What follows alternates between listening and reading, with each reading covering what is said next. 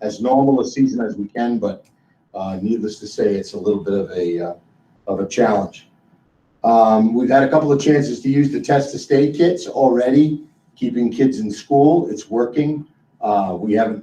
Thankfully, we haven't had a lot of opportunities to do it, and we would prefer not to have those opportunities, but that's where we can use the antigen test on days 1, 3, 5, and 7 if we've had exposure in a particular classroom and we have some unvaccinated kids. So that's good news.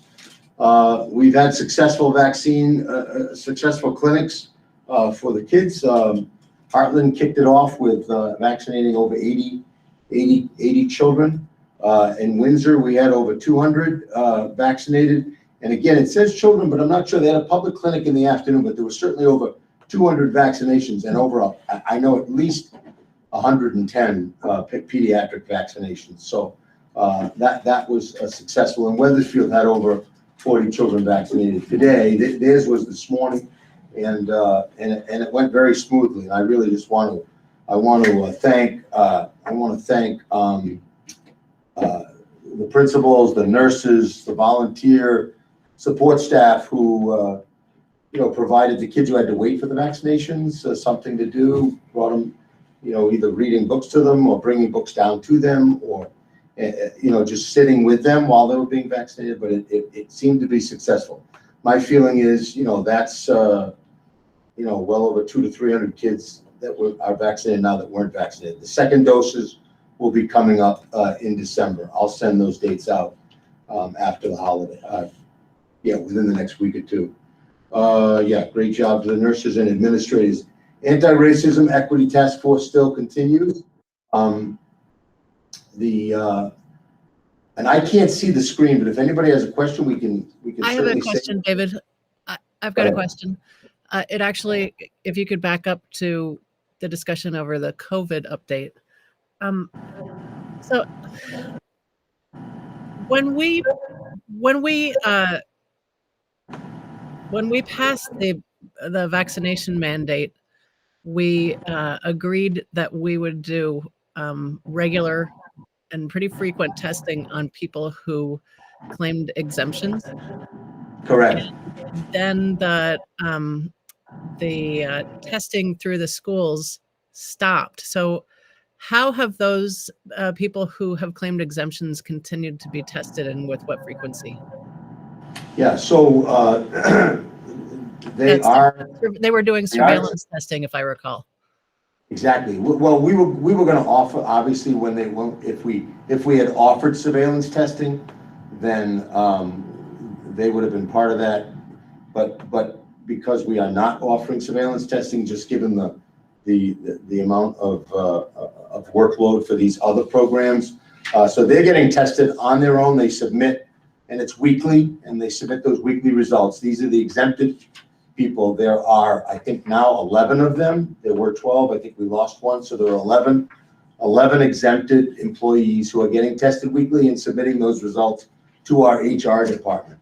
And everybody else in our supervisory union, I think we have 300 employees, give or take. So 200 of them, give or take, are 290 of them are vaccinated. So it's weekly, and and they're on their own, and it's just part of the deal. Do they are they PCR tests? Do they submit a record of the test? Yes, they submit their PCR. They submit their PCR results. Most of them are going to Mount Scottney because that's the closest and most available, and they have to go on their own time, and they've been good about that. And they've also been good about submitting those results. Okay, thank you. So the anti-racism work, we've got a sort of a two-prong approach. We continue to work with Lavelle Brown and a cohort of people that have signed up for his webinars and workshops. And also we continue our work with Melissa Crum, and the anti-racism task force worked on building some action steps from the 10 areas that she pulled out of our work over the summer. And we're going to meet with her again right after the holiday, right after Thanksgiving, to go over those action steps and also maybe ask to seek a little advice from her on the DEI position. And then, as Rebecca pointed out, we're doing the Mary Gannon follow-up. And so here's where we are with that. Mary is putting together a draft MOA regarding the work with our school boards. And this is the scope of work that I thought we talked about. And if we want, I can certainly get back to her.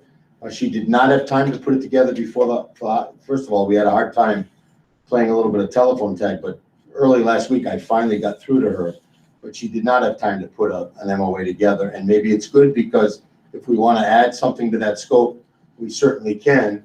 But we were going to ask her to facilitate a discussion around the DEI job description and outline the essential purpose and job responsibilities for this position. I think among the administrative team and some of the board members that I've talked to privately, there's a little bit of a discrepancy around what this job should entail and what the breadth of this work should be and do, and also the timing of the implementation of that job. And I think Mary could help facilitate our way through that. And the other thing that she was going to do is develop and implement a set of board professional development activities that could be done either at board meetings or alternate times to sort of help the rest of the board unpack this whole notion of racial inequity and how we definitions, terms, and how we want to move forward. But I think at this time, if there's anything else, or if people want to comment on this, because I want to be able to get back to Mary because she's working on that scope of work right now.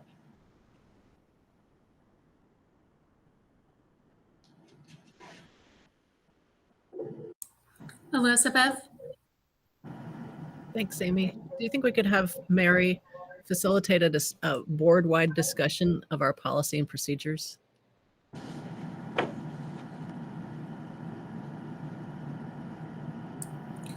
I think that was part of what we're going to be doing with her.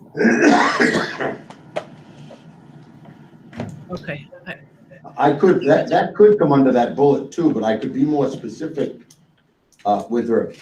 I think the problem is that there are certain board members, essentially our board chairs and one or two others, who are very intimately involved in that work we did with Melissa Crum over the summer when we unpacked that policy, not so much the procedures, but the policy. But that wasn't all the board members. And I think what Elizabeth is saying is, do we want to open that up, that kind of discussion up to the entire board, not just those who worked with Melissa? Right. I would think that we would want to have the professional development activities done first, and so that we're all speaking the same language and on something of a same page, and then partly so that we can discuss the policy and procedures. Right. My understanding is that it will all kind of be together, that will be part of the professional development activities. Oh, no, it's not going to come up. It should be. I mean, I agree. I mean, I think that's going to be, matter of fact, I would be surprised if that's not where she starts to some degree. But I will make, when I talk with her again, Elizabeth, I'll make sure she knows that that could be a part of the priorities. Any other comments on the work with Mary? And then, you know, what she's going to do too is, I don't know whether she charges by the hour. I sort of suggested she give us a per hour rate, but you know, we will have to look at the cost and make some decisions. But we do have I know I say this a lot, but we do have some money in positions that we budgeted for, including the DEI coordinator in ESSER 1 and 2, that we haven't spent any of that money yet. So I think we're going to be able to, you know, handle her rate when she gives it to us. Okay. Colleen Spence. Hi, I think I have kind of a dumb question, but I don't remember when we decided about using Mary versus Melissa, or even if that's what we're doing. But are we doing that? And if so, why? Well, Mary did come to the last SU board meeting and sort of talked about the kinds of things that she does, which are very similar to what, what Melissa does and what, she's just more local. But I thought that what would happen is once we had an MOA on the table from her and possibly another MOA from Melissa, then this board could decide how they wanted to go forward. Okay. Yeah, I guess I think- just wanted a clarification on if we were making a decision about one or the other, or Yeah. more Well, than one. I see, I kind of see 3 tiers of work here, right? You've got the work at the board level, Mm-hmm. then you've got the work at sort of the administrative team level and the implementation level. Then you've got the staff work and community work, right? And that's a lot of work for any one person to be navigating through. And when Elizabeth brought Mary Gannon's name to the board as somebody that, she had met through the equity caucus, a lot of the work she's done is with boards around the state, including some close to us. And so I thought she might be one to consider to do the work with the school boards. And then Melissa would continue to go, I thought if we could do both, Melissa Crum would continue to work with the task force, what I call the internal task force, and then we can decide whether that work intersects or. I don't think it's either or. I think it And I could don't be have both. anything against Mary. I just didn't understand the Right. shift, and I know that Elizabeth introduced her. I'm not opposed in any way. I just wanted to get some clarification around what we were doing. Yeah, I know the people who worked with Melissa Crum felt, that she was incredibly good at what she did. And she also produced a really good work product that's helped us get to the action planning stage of this.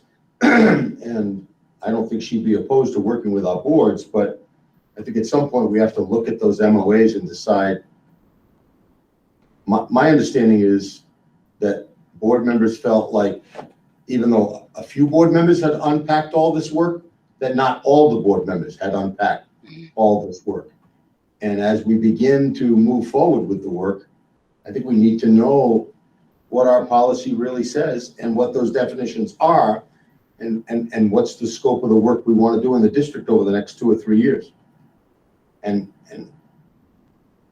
I think that outside facilitation of some sort, and I know, Colleen, you're not saying anything about Mary. It's really just a matter of, who we want to work with. We would have to do procurement anyhow, so I would have to get a proposal from Melissa as well, and then move forward. Thank you. Somebody else raised their hand, Amy? I did. Elizabeth did.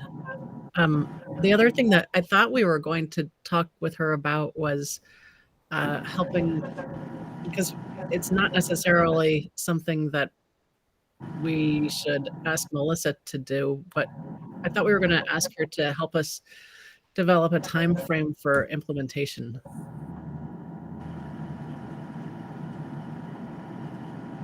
For Mary. Yeah.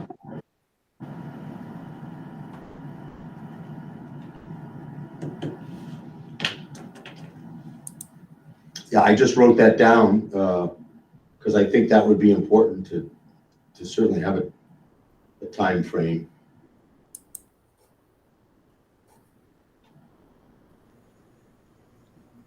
Any thoughts or comments on that from anybody else? That's what I remember too, is in regards to Dr. Crum, was that several months ago that she was named in this setting as perhaps it was her recommendation that she really had her finger on how to time this work the best, and to engage the community the correct way and at the correct time. So that's what I remember. Yeah. Well, that's the difference to some degree between Melissa and Mary, right? Mary Gannon has worked locally, understands Vermont, and so I think she could be really good at doing some of that work. Now, I've never worked with Mary, quite frankly, so I don't know. I've had a couple of occasions to be at meetings with her, but I do know that the folks at Hartford speak highly of her. She did some work with them. But yeah, I think she'd be good at maybe helping us get through the timeline. We only have one more meeting with Melissa under our old contract. You remember you approved that back in the spring. We started that work with Melissa. We have one more meeting to review the action steps that we came up with. And then we were going to ask her, I think, going forward, what she thought might be good next steps for us. And I think then we'd either use her for some of that work or none of that work, or maybe bring those ideas to Mary and then just see how we would go forward from here. I mean, the scope of this work is so big, and potentially, as we've said to each other many times, you do this work wrong and it's not good. It doesn't turn out well at all. And so we just want to, and I think it's been great the way we've proceeded, carefully and methodically, and trying to understand the work ourselves before we start, doing a lot of release to the public. And so I think we're on the right track, but I think it is really to go slow to go fast, because it's from what we've seen around the state and around New England and around the country, it's not good when you don't do it well.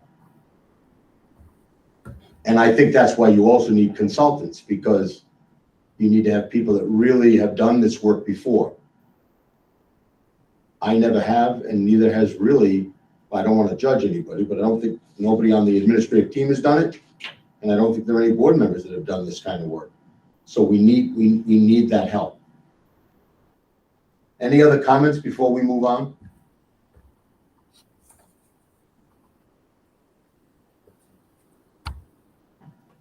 Okay, let me just talk briefly about the middle level task force. All middle level teachers, and when I say middle level, at least for now, we've got grades 5 through 8, are on a task force. They've been meeting every couple of weeks. I've been facilitating, but actually just recently, the last 2 meetings, we have a staff member actually 2 staff members, but one who's in particular who's taken some of the lead, and I work with those leaders in terms of moving this task force forward. Better understanding the middle level research, better getting a grip on what really are the current trends in middle level curriculum instruction, middle level adolescent development, middle level assessment procedures, and of course, most of what you read in that middle level research is very consistent with our strategic plan. Talks a lot about project-based learning, collaboration, student voice, student choice. So we've been unpacking a lot of that as a team. But as we go forward, we'd like some continuity across the SU so that the quality of a student's middle level education doesn't depend on where they live, but they're all getting a similar, if not the same, opportunity. So to that end, we're just unpacking that research at the middle level. And we're also trying to, survey staff who have been working with these middle level students, and in very different configurations, one year to the next, what they think are the best configurations. So that the configurations aren't based on budget or staffing, Like right now, one of our schools, middle level some years is 7 and 8. Other years it's 6, 7, and 8. Other years it's 5, 6, 7, and 8.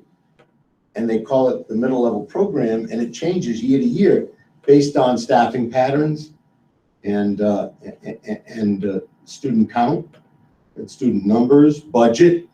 And we're thinking that the research really covers a certain period of time, and it would be nice to build some continuity so middle level teams could, build a collaborative climate at the middle level, and it wouldn't be, well, this year this person's part of the team, next year they're not part of the team, and then the year after they're back being part of the team. So we're really working through that. I hope to, right after the holiday, by the holiday I mean the December holiday, by January, to have a recommendation, certainly to bring to the administrative team around the best configuration.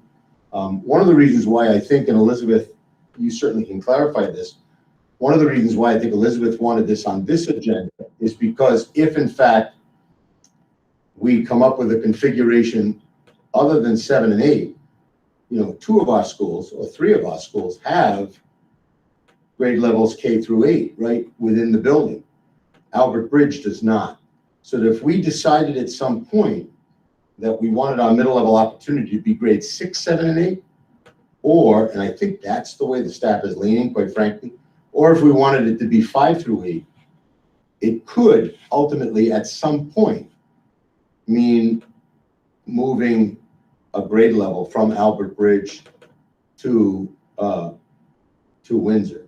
And so, but that's not really what this task force is. They're not talking about that right now. If we get to that point, that's going to be work that has to be done, I think, with the Mount Escutney School Board, not this task force necessarily.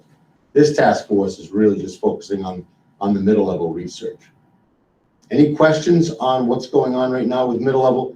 And we felt commissioned through the strategic plan and through the school boards at the different districts, to really engage in this middle level conversation and to really look at good, solid middle level programming. Now, I will tell you, COVID has put, and we're going to talk about this in a second too, COVID's put a challenge on these kinds of initiatives because the staff is feeling quite stressed, quite beleaguered, and they've been very good about meeting as a middle level team, maybe because their superintendent's facilitating it, but again, they've asked us to go slow, to go fast. And quite frankly, I don't blame them, and we'll talk about that in a minute. Any questions on middle level and where we are with that? It's about a 24, 25 member group. David, we have Elizabeth and then Rebecca. Okay. Thank you. I'm sorry, I was probably writing something else down when you said it, but who will be surveyed? Well, right now, we've already done a survey with all teachers who are working with students in that middle level age range. So that survey is already done. And again, we haven't analyzed the results. The reason I'm saying 6-8 seems to be because 75% of the middle level staff felt that 6-8 was the best configuration. 25% felt 5-8 might be the best configuration. So we have to talk through that, work through that, put that survey up against the research base, and so that's who so far has been surveyed. Are you planning to get any input from the communities at any point before the decision is made? Well, I think that this is like a two-tiered issue, right? One, I think, is more technical around the educational research associated with middle school and best middle school programs. and how to organize those. And then the second one, which might, I think, need more community dialogue in one of our districts, maybe in all of our districts, but certainly in one of our districts, would be the would be that configuration at Mount Escutney. Because right now, whether it's 5-8 or 6-8, it's not going to affect Heartland. It's not going to affect Windsor. It's not going to affect Weathersfield, because they have all of those configurations within their building. It does affect Albert Bridge. And I think if we decide from a technical standpoint and a research design standpoint that that's the best way to go, then I think we have to go out to that community and get some feedback around that. So I have another question, and that is, why is it only 5-8 or 6-8 and not including 7-8? Well, that's a good question. And 7-8, when we looked at the research, the research seemed to indicate that you were looking at students between, on the young side, 10 and a half years old to 14. And so when you restrict it to just 7 and 8, you're really just dealing with, 12 and 13-year-olds essentially, or late 11s and 12s. You're not including enough of the kids that are contained within that developmental period of time in their life. And 7 and 8 also in the research tends to be a fairly older junior high school model. And it doesn't include some of those kids who are really starting to think and reason abstractly, who are really starting to develop emotionally and physically. You're leaving a group of kids out if you just go 7 and 8 that can actually handle and should be able to handle a middle level experience. So that's what we've been talking about. I guess what I'm wondering is why if you're going to set up site age group research, you should provide it. Yeah. So I guess what I was wondering is why you didn't survey on grades adding in 7 and 8. It seems like you've only given 2 choices when there are really 3. Elizabeth, we already have 3 schools that have 7th and 8th. Uh-huh. So that's already happening. So what Right. we're looking at is creating more of a middle school that usually includes 6th graders. When you So look I at, guess I didn't understand that. I thought that I didn't realize that Weathersfield and Heartland already have a middle school as 7th and 8th. well, they have a junior high. Yeah, they've had both. Weathersfield has had a, what they call a 7-8 middle school, more of a junior high. Then they've had, matter of fact, this year they have a 6, 7, and 8, and they go back and forth and fluctuate. Heartland, the same thing. They've had 6, 7, and 8, and then they've had 7 and 8. And getting that feedback back from teachers, again, based on some of that current research, it seemed like you want to try to build some consistency into the organizational pattern. Most of the middle schools in Vermont are either 5-8 or 6-8. You won't find many that are 7-8. And the middle level endorsement, Vermont has a middle level endorsement, and that middle level endorsement goes from grade 5 through grade 8. And again, that endorsement was created a fair number of years ago, and there was a purpose for why they went 5 through 8. I guess what I'm wondering is why, if Weathersfield and Heartland flip back and forth between 6th through 8th and 7th through 8th, but they've never even considered 5th through 8th. I wonder why 7th and 8th isn't one of the options on the survey.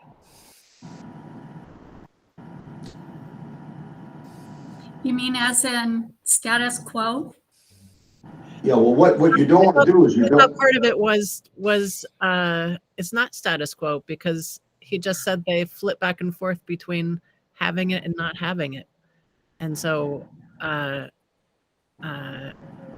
thought that the whole purpose was to make it consistent across the supervisory union. Is that not the case? yeah, no, that's the case, but what you don't want to do, at least in my work, what I don't want to do, and the administrative team seemed to agree with this, you don't want to put an option out there on a survey that you don't believe is well balanced in the research. You know, that there's good evidence that that's a good model. You know, and so that's why we didn't include it. And I think that probably, yeah, it just wasn't included, because what we wanted to do, and we also didn't include, for example, 7, 8, 9, because there's some concerns in there, you know, in the research about that configuration. I mean, we were trying to look at what seems to be the most consistent and common research-based configurations, and these were the two. I'm not saying that you can't do 7, 8. I mean, I suppose you could in the end do 7, 8, but that doesn't allow some of those kids most of those kids who are more than ready by into grade 6 to encounter those programs. But it's still early in the stage here. I mean, we've still got a lot more discussion. And again, we're going slow rather than fast. I thought by now we'd have some decisions, but you know, we could certainly, with this task force, we could have a more robust conversation about, you know, what would 7, 8 look like. But in the feedback we're getting back, both informally and formally, you know, that didn't seem like something that, you know, that the staff wanted to embrace, nor did the administrative team want to embrace that. Now, that doesn't mean. David, in the chat, Anne Marie says that at Weathersfield, in the 3 years she's been there, they've had 6th, 7th, and 8th, except for 1 year when one of the fifth grade classes rotated in with the other middle school grades due to class sizes. Yeah, so there was only 1 year they included 5th, or at least one 5th grade class in that group. Right. Yeah. So again, it's a matter of consistency and what we want, you know, the educational opportunities that we want for our kids. We need to keep moving here. So yeah, let's keep moving, and there, you know, there aren't any final decisions yet. I'll keep reporting back certainly to this board and the local boards as we move forward. It's very complicated because much like anything else in public education, as many public there are certain opinions. And I can also, I think I didn't see it in the chat, but if somebody's asking to share some of the research, you know, we can certainly do that, or I can do that. Rebecca has her hand raised, and then Bill.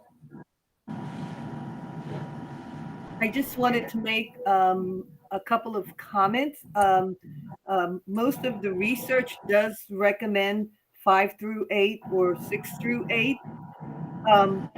But I also wanted to comment on, this is a great opportunity to invite the community into this conversation and discussion, so that as you move towards making a decision, the community understands that the decision is based not only on research, but it's based on what developmentally is best for students at a particular age. So the idea of inviting, I don't know how that would work. I see that you have a lot of teachers on this task force, but inviting, even if you have a few parents in some way to be part of this conversation, I think now would be a good thought. So it's not like you're going to spring it on people down the road, but it's something that they'll understand you've been talking about, and a great opportunity also to educate and inform parents about the developmental years of students between those ages. And that's a good point, Rebecca. I wrote that down, and I'll bring that back to the task force in terms of when we think it might be a good idea to get some parental input or community input. Yeah, I think that is true. I know a lot of times the discussion gets tricky, and I think that's why it's a little tricky in Mount Scottney. I've seen other districts that have this conversation when they have K-6 elementary schools, then they have a 7-8, either a 7-12 or a 7-8, junior high school or whatever. And then they start to look at this middle level research, and they start to talk about including 6th grade, say, in that middle level. But now they've got to take all those 6th graders out of, this happened in Hartford at one point, the 6th graders out of those elementary schools and bring them up to the middle school. And that can become, somewhat contentious or controversial at the community level. I just didn't think we were there yet, but maybe it would be better to have those conversations. I don't think it matters as much to 2 or 3 of our communities because they've already got those grade levels in those buildings now, but maybe the way you're organizing the curriculum, maybe that would be of interest to parents. It's just so hard in this climate to get good parental input, but because people are just so busy. Did Bill have a question? Yes, Bill. Oh, thank you for yielding the floor, David. I do appreciate it. It's all yours. Yes. Okay. So I just want to clarify a couple things. And I don't know if David, if you're misspeaking or if you don't understand the difference between middle school and junior high has got nothing to do with grade levels. It has to do with the actual structure of the scheduling and the focus of the curriculum. So even if you have a 7th and 8th grade,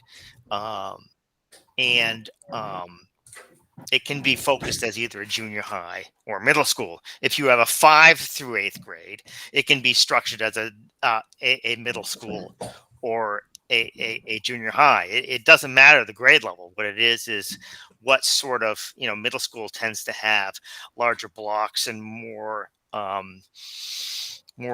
innovative workspace, play space structure. As far as grade levels within middle school, the research is really mixed. For example, there was a Duke research project that showed that there were higher test scores for 6th graders in elementary schools and more behavior problems, especially with boys in a grade 6, 7, and 8 middle school setup. Yet there is more opportunities for programs for 6th graders at middle school. So it is a mixed bag. So I would be very careful about saying the research shows X and the research shows Y, because if you think the research shows that, then you probably haven't read enough research. Yeah, well, and again, I'm certainly, open to these kinds of conversations, and maybe we'll just leave it at that. I know that. Yeah, David, I was not looking for input from. Oh, that's good. I'll just leave it at that. Yeah. We'll just keep going with the task force, and I'll bring these thoughts about, the community pieces back to them, and I don't think there'd be any problem with opening that up. It's a rich topic, and I also think that you want to hear from your other administrators. I don't want this to just have my name planted all over it. This came out of a lot of work we've done over the last 2 years about building good, solid middle schools. So, I think sometimes don't shoot the messenger. I'm just trying to bring you the work that this team has done so far this year. And that's kind of where we are. We good?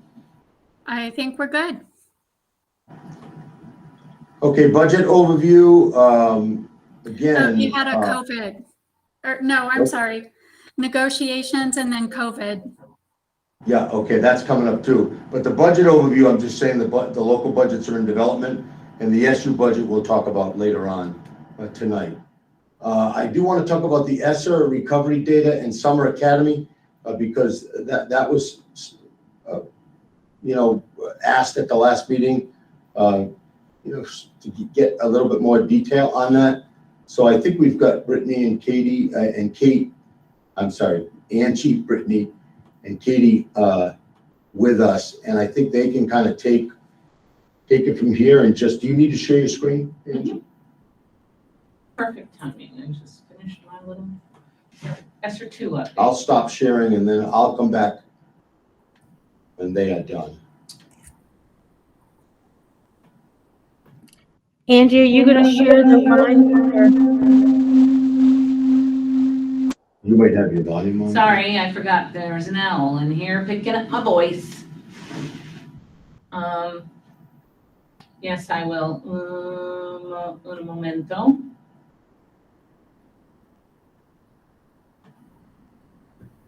So Katie is going to start us off with Summer Academy.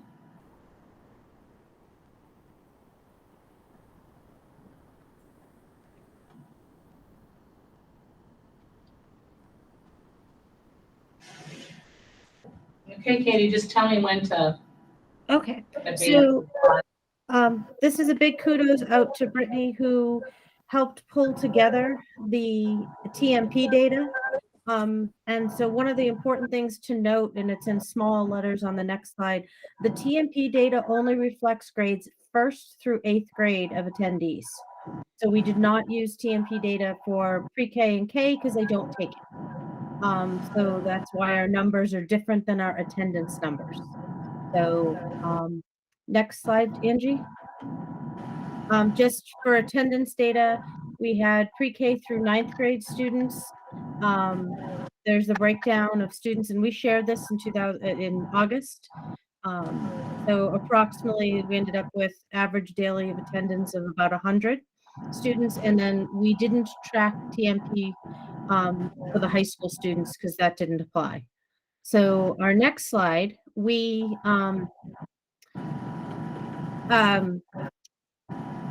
assess students in the fall, TMP data, and just to remind folks, students became eligible for Summer Academy if they were in the bottom 30th percentile on TMP data. In either the winter or the spring TMP scores. Plus, there were some students referred for other reasons, truancy, the did okay on TMPs, but we weren't seeing it in the classroom, things like that. There were a few outliers, but in general, we had students identified through TMP scores. So what we did is, and I've got to see my whole screen, the percentage, and we looked at math and ELA, percent of students lost 5 percentage points or less between winter 2020 and fall 2021. And so our scores ended up being students who did not attend Summer Academy were 52%. The percent of students that lost those 5 percentage points, and we chose a percentage. There was we could have gone with different numbers, but we just stuck with 5 percentage points. Total students who qualified but did not attend, and we have those numbers on the next slide. And then total of students who attended Summer Academy. So actually, students who attended Summer Academy lost less than others in math as compared, which kind of tells us anecdotally and probably more notice that we did a lot of math. That was incorporated into many of our activities, math and science, and our data shows that. Conversely, the ELA data showed that we had 55% of students lost 5 percentage points or less, 58 for literacy, and the students who attended Summer Academy did not make the gains, or they lost more. And that could tell us lots of things. That was, we were still unpacking that data. That is that what are the areas that was significantly deficit? Is that also an area we can improve on for next year? And that was part of the feedback we did receive this summer, was that it was hard to get everything in. We had a short amount of time between breakfast and lunch, and making sure we were doing hands-on learning with students, to also, which I think the math and science was more hands-on and more accessible as we planned, versus literacy. So it's data we can use to help inform next year. There was at least a couple people's hands up. Do you want me to answer questions now before I go to the next slide? Is that is it Scott or? Scott had left the meeting and returned, but I don't think he had a question. Okay, so a name Yeah. came across my. So Katie, I have a quick question, just clarifying. So these two, there's math and ELA. So this is only the percentage of students who lost 5 percentage points or less? It reflects all all students who lost 5 percentage points or less. So the orange is all students, the total number of students who didn't attend, and the total students who qualified but did not attend. And then total students who attended Summer Academy. So we stuck with the 5 percentage points or less. Okay, so so total students who attended Summer Academy, I think I'm seeing 59% lost 5 percentage points or less. Correct. I can clarify because it is worded really confusing, but because we wanted to figure it out, kind of consider the fact that we assume students are going to lose a little bit over the summer. I mean, whether they go to Summer Academy or not, Right. they're not getting a consistent education all summer long. So the way you could read this is, for math, the total students who attended Summer Academy retained more information than those that did not. Okay, On the other hand, in that's ELA, how I was understanding. Okay. yeah, I wanted to get that 5 percentage points in there because we did figure out that band with the idea that students will lose. I didn't want you to think that all of the students on here retained or made gains. Right.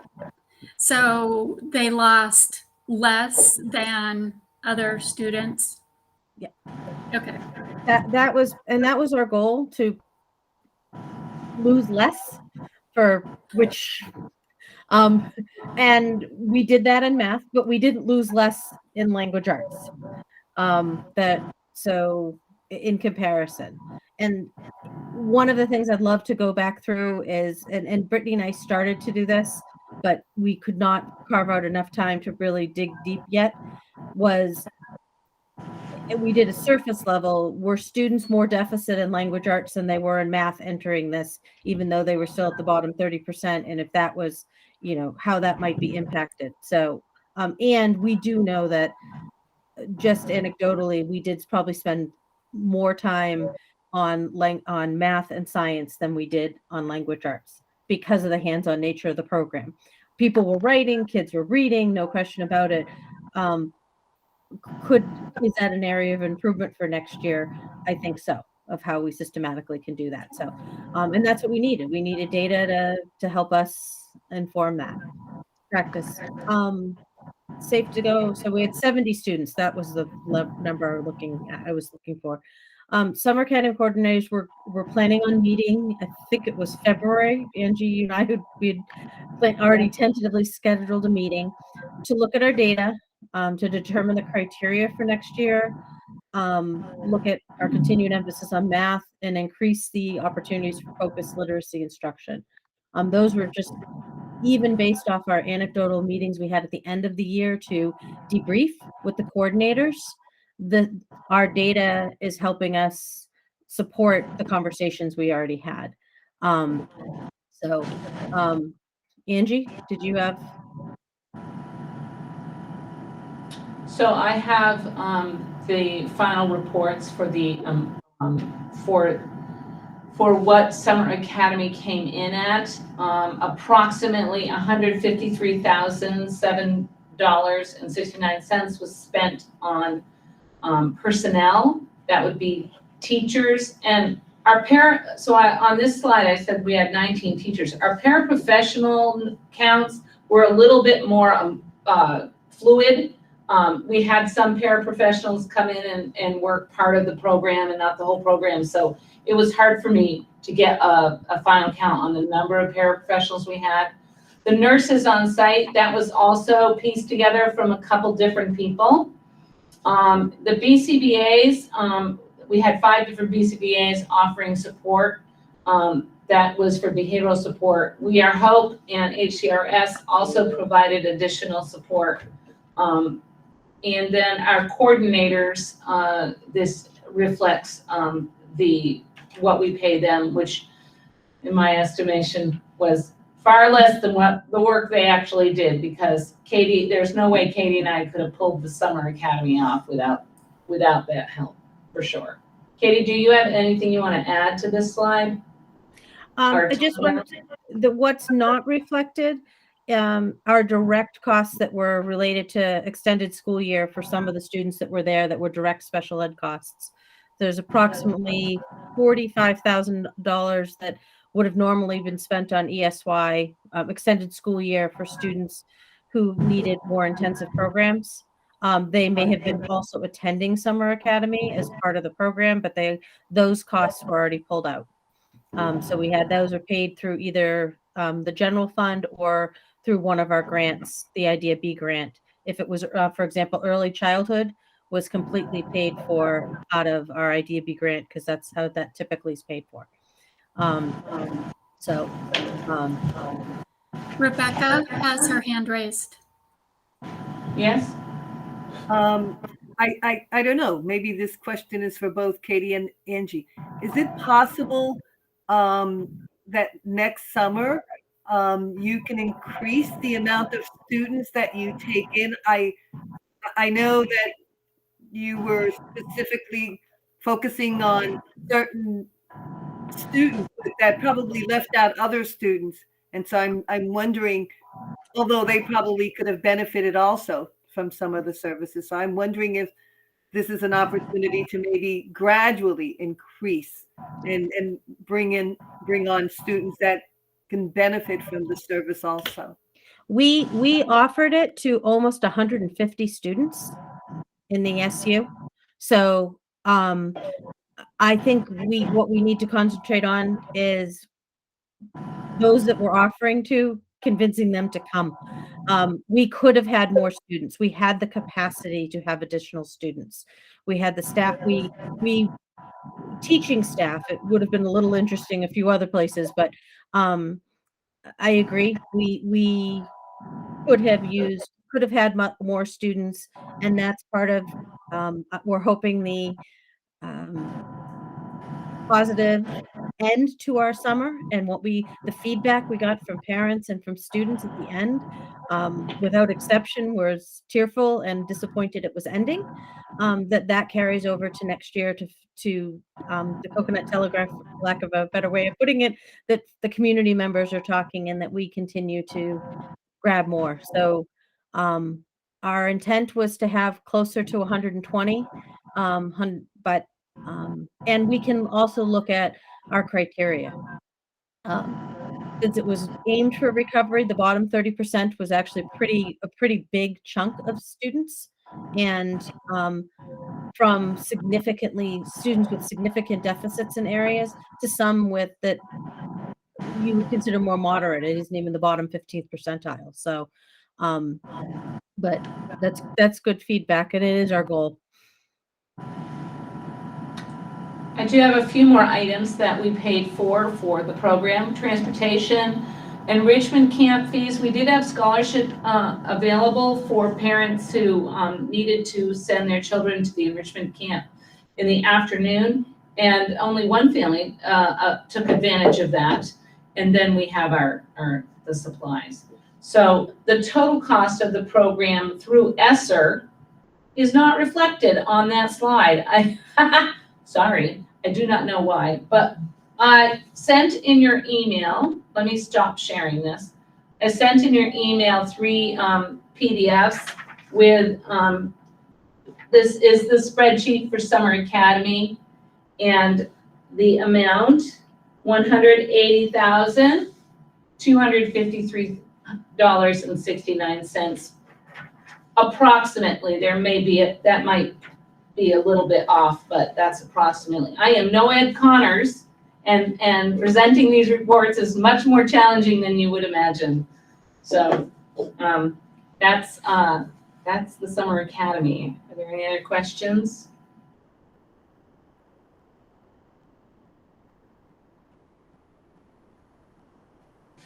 Okay, great, thank you. At this time, Brittany is going to give us a recovery plan update. And then when she's done, I'm gonna just talk to you a little bit about the ESSER 2 amendment that I submitted and give you a summary of that amendment as well. All right, I'm gonna go ahead and present my screen.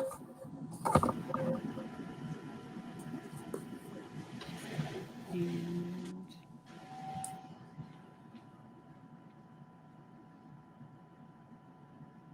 all right, can everybody see that okay? Yep. All right, let's see.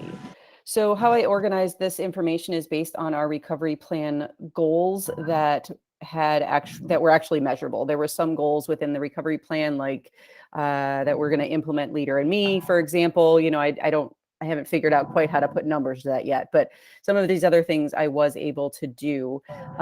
So you'll see the goal there at the top, and I was able to pull some. The first one is about attendance, just trying to increase our student attendance from last year to this year. And I was able to pull a couple of different data points to show you. The first is unexcused absence risk factors, and that is defined last year. When you look at a full academic year, you'll see FY20 is 170 days, and a risk factor was determined by saying students who missed 8 or more days that were unexcused. So we were at 4.7% for the entire year last year of students. This year, what I did is at the time I ran this data, we were 44 days into the school year. And so I basically determined that that was a quarter of the school year. So I cut the 8 unexcused absences down to 2, and we are at 8.6% of students that have 2 or more unexcused absences at this time. And just so that in case the board is not sure, an unexcused absence is basically if a parent calls the child in sick, they are considered excused. You know, there's a variety of other different things that could be excused as well, but basically if a parent reports, hey, my child's homesick, they're excused. Unexcused would be that they did not call. The other possibility for an unexcused absence is something that they're doing that is, you know, they're not sick, and it's something that can be done over a break. And if a student is missing more than 10 days of school, they are required to have a doctor's note. In most of the buildings, if they don't provide a doctor's note, those future absences are considered unexcused. So hopefully that gives a little bit of context. The other data point here I broke up by school, and it is students who had at-risk attendance for this school year, lower than, meaning their attendance was lower than 90% present at this time. I'll just keep going, and then maybe Amy, you can shout at me if there ends up being a hand raised or something. The next goal, there are several slides here. You know, I'm certainly going to send out the PowerPoint because, you know, it does tend to get to be a lot of data, but the goal was that the percentage of 9th and 12th graders with at least one course failure would decrease by 20%. And then you'll see in later slides, it's divided up by free and reduced status. This slide, I just want to, you know, make note that it is not by cohort. So it was just ninth graders in FY20 compared to ninth graders in FY21, and so on. So that data was actually a little bit harder to run, and I don't have this year's, obviously, because we have not gotten to a term yet. But certainly when I do have some data to compare this year to, I will do that.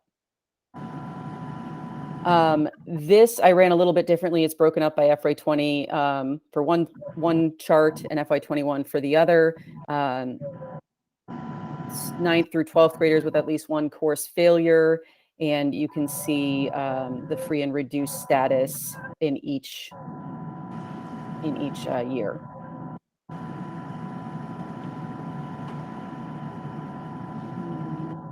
So we are, as you can see, we're a little bit higher this year than we were last year, or last year than we were the year before. All right, as we move forward, so last year, because we did not do as many assessments, just because it was a crazy year. Yes, yep, absolutely.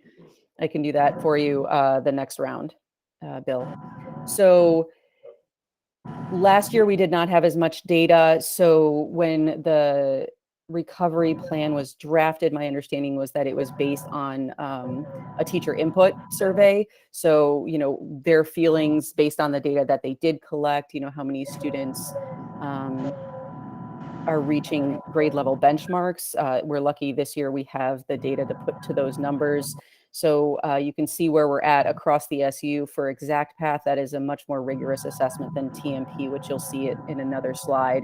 The SBAC data is still embargoed for this year. And of course, we didn't take it. Sorry, last year's SBACs is still embargoed. And we didn't take it the year prior. So I only have the 2018, 2019 to compare to. But as soon as we get the SBAC data to release, we'll have that information as well. Fantastic, Bill. Awesome. So we have the TMP Math Scores. You can see here I was able to go back quite a ways. We have the fall 2021. Obviously, our red and yellow is a little bit higher than previous years, which is to be expected given our what we've kind of gone through this past year. This is our reading from Exact Path data, and then our FMP data. And our FMP was only 1st through 4th grade, and the Exact Path was K through 8. Brittany, F&P, is that Fontes and Pinnell? Yes, it is. Sorry about that. Okay. Yes, Fontes It's and okay. Pinnell. Yep. Exact Path also gives a language arts scores, and then I have the ELA scores on here from SBACs as well through 9th grade for 2018, 2019.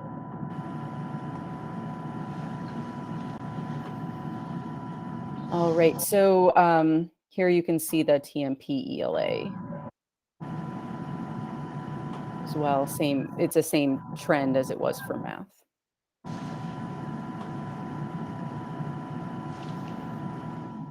So for social emotional learning, we did not give our panorama yet, and I do not have the MRA, which panorama is our social emotional learning scale or tool that we are going to be using coming in December. So I will have, depending on how that's reported out, I might be able to report that as long as I can, ensure confidentiality for our students. But I was able to pull some, David had me pull some behavior data.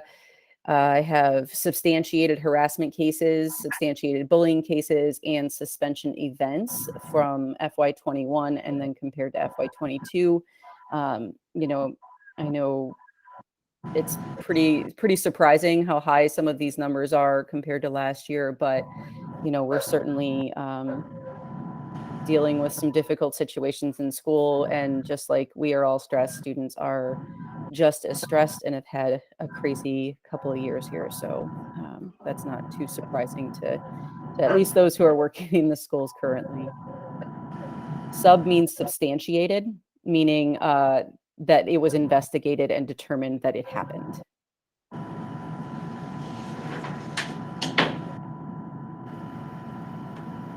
right, and I think that's all I had for you tonight. Does anybody have any questions? Rebecca, your hand, and then Bill. Thank you. Brittany, have you had an opportunity to share some of this data with the teachers? Yeah, so each school has their own data dashboard, which I've shared with the board, the SU data dashboard, but they have their own data dashboards that the principals have and can use however they see fit. Some of the schools are at different levels in terms of looking at data and really using it with intentionality. Heartland is one that we actually just met with. I met with the interventionists, and we kind of made a plan for the next, I think it's coming up in a week or two. We're going to be working with each team looking at exact path data and identifying some goals around that data. So they do have access to it. The SUI data is posted in our curriculum and instruction newsletter every 2 weeks or so. Thank you. Bill? I'm assuming with the panorama, you're going to do students about schools and students about students. Are you planning on doing staff about schools? So that's a great question. I was not on the committee that developed the survey, because in Panorama, you kind of look at it and determine which questions you want to ask and what you want to target. So Angie was working with the counselors on developing that. So I can let her respond to that question. We have no plans to survey the staff right now in this cycle. The letter for our communities is going out tomorrow, telling them about the survey. And it is questions about students' social and emotional well-being related to school. Right. There's this student about schools survey. That within Panorama, there are some set survey blocks in which you have uploads that you create and you put in there.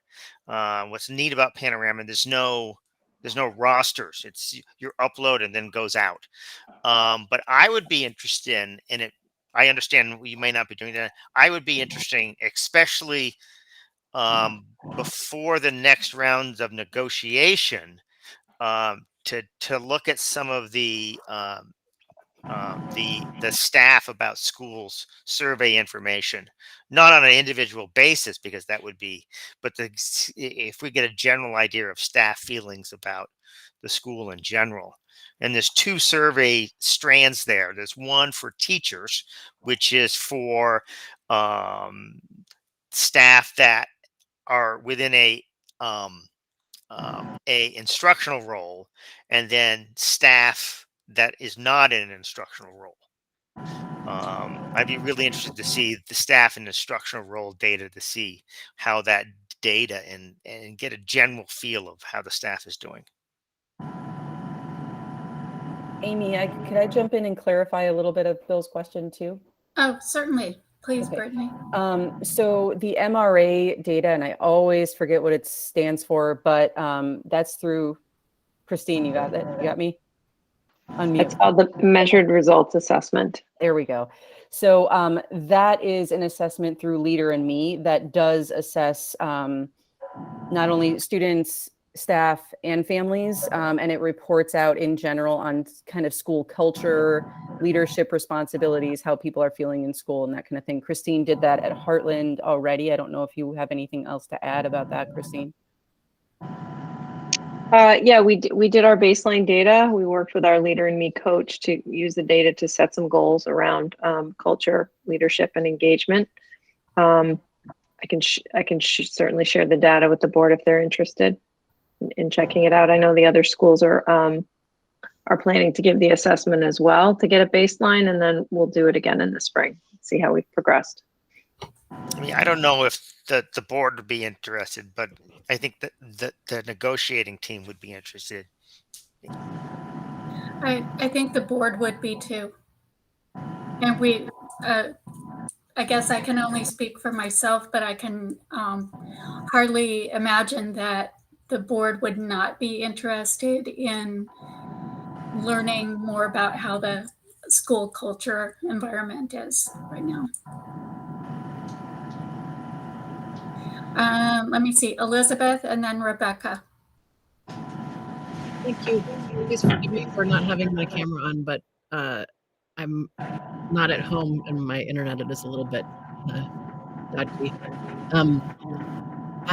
Since this falls under ESSER funding, I'm really worried about the amount of money not being spent to help teachers this year.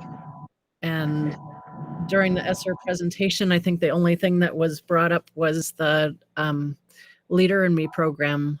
And I have some questions about that when we get to the curriculum section, but I'm not sure I understand how Leader in Me is helping the welfare of our teachers and staff members who seem to be really very stressed. Is there anything else that we're doing for them? Thank you. I do want to discuss that, but I would like to discuss that separate from this. So, because we had a meeting today to talk about that. So, yeah, we have some ideas, Elizabeth. You're exactly right. Leader in Me does help create a more positive school culture where students are leading their learning, which takes, which that's what teachers want to see, is their children being in charge of their learning, and it helps with behaviors, which would reduce stress. But there's much more going on than just what's happening on the day-to-day with our staff in the classrooms. So it's sort of a separate conversation.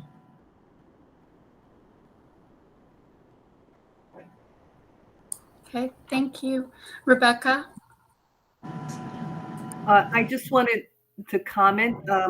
Apparently, it seems like Heartland is creating these baselines, utilizing the data that's being collected. And so my question is, and I think Christina alluded to this, is that the other schools will be following up also in terms of creating their baselines and moving forward with some sort of plan. Is that part of the plan here?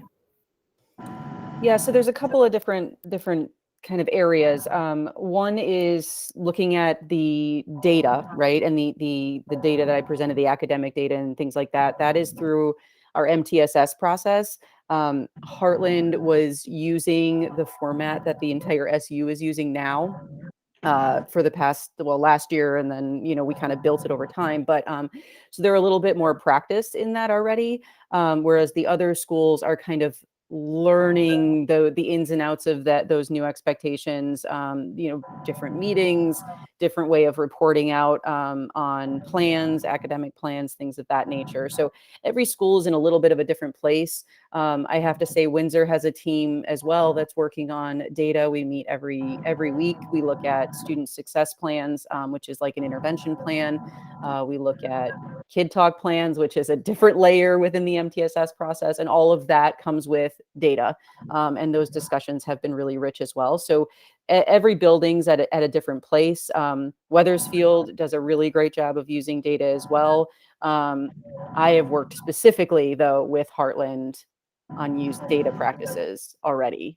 So that's just why I brought that up. But yeah, we're all just working at a different pace, different level. In terms of the MRA data, Heartland rolled that out first. They have been looking into Leader in Me for quite some time, using some of the language already. So their staff is a little bit more familiar. So it wasn't a big stretch to do the MRA, whereas some of the other schools are really getting familiar with what Leader in Me is, how are they going to, embody the practices within Leader in Me, and what the next steps will be. So everybody's just at a different level, working in the same direction though. Thank you. You're welcome. Was there more, Brittany, on this? Nope, not for me. Okay. So I'm going to share my screen to just give you an update at the ESSER 2 updated budget.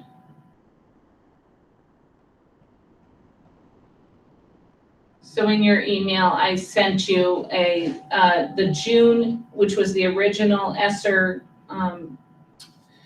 budget, and then this ESSER 2 rather. This is ESSER 2. I also sent you ESSER 1, but that's mostly Summer Academy. I just wanted you to see the final numbers. What you're going to notice there is that I was able to move the bulk of Summer Academy transportation into ESSER 1 from ESSER 2. However, that ESSER 1 grant had not been approved before I submitted this ESSER 2 update. So the transportation is still reflected in this, in the November edition of the budget. So, oops, sorry about that. I think you can, I didn't realize that would go like that, but, oh, there we go. So this was social emotional, instruction, oops, I'm sorry. Social emotional and mental health supports. What we found was that our permanent subs ended up not taking jobs, and also we had local funds to pay for that. So we were able to redirect those funds into other investments. The Panoramas social emotional survey, along with some professional learning for staff, was reflected in the first edition, the original application. School nurse support. Unfortunately, our school nurse that we did have that was going to be split between Wethersfield and Windsor, 1 day at Windsor and then 4 days at Wethersfield, resigned. So we were fortunate to have medical secretarial support for the Wethersfield school nurse, which I'm sure was extremely valuable during that time when they were having quarantine upon quarantine. As we know, our school nurses are bearing the brunt of the quarantining and the testing, and having that additional support has been really key in helping that school nurse do her job. Mental health services supports that we are offering in this is We Are Hope and an HCRS school-based clinician. We were able to redirect funding that was originally set up for a half-time interventionist at Wethersfield. With the lack of applicants, there was a request that we use those funds to pay for school-based clinician, and we were able to cover most of that with that from that position, the way we had included it. That line also includes the special ed survey that was in the original application. We have vulnerable populations, equitable and inclusive education. This is professional learning, and it is, oh, I'm sorry. The special ed study is in this line. I knew it was in this section somewhere. That 25,500 reflects work with Dr. Crum, work with the Green Mountain Equity Network with Lavelle Brown, and then the special ed study. This strategy is for instructional support. As you can remember, our 3 pillars of recovery, academic achievement is one of our areas. And we have the Summer Academy amount, and that number reflects the updated amounts. And then in the first original amendment, I had missed transportation, and so I had to add that in for our transitional K program. And that 23,000 reflects the whole budget for supplies and transportation. And then instructional support, this is where the bulk of our ESSER 2 funds are being spent, and that's on teachers and our paraprofessionals. We have actually 8 staff that are hired through ESSER 2. And that's 2 at Heartland, 2 at Windsor, 2 at Wethersfield, and the teacher and para for the transitional K program. This final collection, I say, is really about, it's comprehensive. It serves the whole supervisory union. That is our Leader in Me initiative or Leader in Me framework that we're using. We did add classroom materials that were purchased for, we purchased teacher editions and student editions, guides, I think, for classroom use, and then our recovery coordinator. You may recall that at the beginning of our work with the ESSERs, we were calling Brittany's position assistant recovery coordinator, She is assisting no one. She is the recovery coordinator. So I just wanted to note that we changed that title to be more accurately reflect that she is doing the bulk of that recovery coordinator work or facilitating it, shall I say. She's not doing all the work, she's facilitating that. So are there any questions?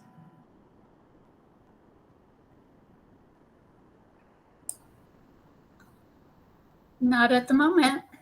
Thank you. If you have any questions after looking at the detail, please let me know. Great, thank you. I just have 2 more items as part of my report, Amy, Okay. under this maybe. Okay. Yeah, so, and I don't think I'll share my screen again, just in the interest of time, but it does relate to what we just talked about, and that is the fact that the administrative team is definitely getting feedback around staff stress and the mental health of our staff. I mean, that's important. I think it's related to a couple of things. One of which, probably one of the more important things, I think, is the staff shortage, right? I mean, we've got several positions that are still unfilled. We are advertising. We refresh those advertisements, but you know, 2 special ed case managers, a BCBA, 3 perma subs, a school counselor, 4 teachers, 3 interventionists, and 16 support staff that we're not able to hire, which means that puts additional work on everybody else in those buildings, from administrators right on down to support staff. People are covering people's classes, they're filling in here and there, they're stepping up for certain behavior issues that maybe in the past they wouldn't have had to, and it just is adding to that stress. We've also had upwards to 30 resignations since July 1, 2021, and I think that's partly due to some of it is new staff that get hired. They try it for a couple of days and then they leave.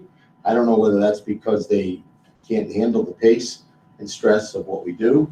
We think in a couple of cases it's because they take the job, because they have to do that to continue on unemployment, and then they leave. There's a lot of different reasons why that's happening. But the bottom line is we're trying to address this really in 2 ways, because it is serious. And by the way, you'll hear it across Vermont, you'll hear it across New England, and probably across the country. Certainly in Vermont, we're hearing that from our colleagues very close to us, that this is an issue. So we wanted to do 2 things basically to help with that stress level. And I don't know if any of the administrators want to embellish this at all, but essentially, we feel like there's just, you know, too much work in a day and not enough time to get that work done. And they're also perceiving some of these things that we talked about tonight, like Leader in Me, the MRA, the Panorama, all those new assessment tools, the anti-racism work, the middle level work. They're looking at that as new initiatives in the middle of a very stressful time. So one of the things the administrative team would like to do between now and, you know, the month before the holiday, maybe the month after the holiday, at least until February, is just put a timeout and a pause on these initiatives and allow more time during that 45-minute block at the end of the day for just collaboration and preparation that they have to do in terms of working on their own curriculum units, their own work. That's the feedback we've got from them. They'd appreciate that. I hope to be able to announce some of that tomorrow in my letter to my sort of happy Thanksgiving letter to the staff. I think if we can reduce that load of what they perceive to be new initiatives, and quite frankly, our new initiatives, I think that will help. We're also starting to brainstorm with, we have an EAP person. We also have some clinicians on staff and clinicians in the area. We're at the very beginning of this, but we'd like to try to, you know, maybe contract with some of them to provide that kind of clinical support if staff want it. They do have it through EPA, through our employee assistance, EAP, excuse me, an employee assistance program anyway, but we want to be able to make that even more known to the full staff and more available to the full staff. it is an incredibly difficult year. It's more difficult than last year because last year we were in our pods. We were experiencing in those pods a configuration that required a real dependence on one another. Now I think what we're doing in an environment that's very similar to last year is we're trying to go about the day like it's just a regular school year, and it is not a regular school year. It's a stressful school year. We're also continuing to add as much as we possibly can attention to the behavior supports because the kids are stressed and families are stressed, and that's resulting, as you could see in some of the data that was reported, in increased behavior issues and suspensions. And so anyhow, we're sort of taking that three-pronged approach, reduce the workload to some degree in those perceived new initiatives, B, to work on mental health supports for staff, and C, to work on those student behavior issues that are increasing that stress in the buildings. I don't know whether Angie or any of the other administrators want to add to that, but we are very aware of this as an issue this year. I just want to say that when Brittany shared with me we had been hearing about the suspension data. When she shared with me that we had 38 compared to 4 suspensions at this time last year compared to last year, I thought that's a pretty compelling piece of evidence that our staff. So the suspension data only tells the tip of the iceberg. It doesn't tell you what our staff are dealing with on a regular basis in the buildings, all the problem solving that they are doing with children, and trying to support each other. And so our thought was, where can we release the pressure valve? And one of those things was to take some administrative expectations off the table for now. And hopefully that will allow our staff to have the opportunity to work on the things that are most important to them in their buildings amongst themselves with their team members, and support each other that way. Amanda Gates. Thank you. As a staff member, I love hearing this. I think that's, thank you for listening to some feedback.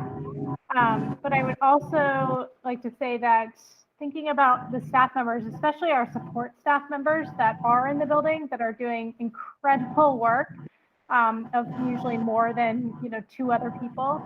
If we could consider ways that we could incentivize the work that they're already doing. I know there's hiring bonuses out there, but I think that would be really important to consider how to retain these staff, especially our support staff that are amazing, through growing them professionally, through financial incentives. We want to continue to keep the staff that we have right now.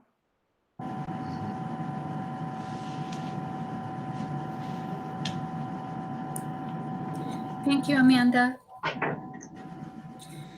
One of the things, Amy, I'm sorry, can I just continue? I just had one more thought to add, is that we had our collaborative practices time, we had a lot of things that we were working on, and there was no way we could have anticipated the level of stress that has occurred in recent months.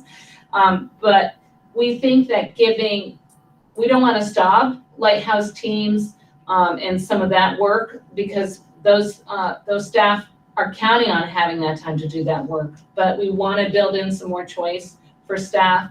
We also want to build in some more time for planning. So while we might not be moving forward on some of our choice committee work, when we resume, we want to think about more long-term planning and what we can put in place this year to help support us next year, which I think is another way that we give our staff the support they need, because we have a lot of staff that like that information. They know where we're headed, and they know that when we'll have time to do that work.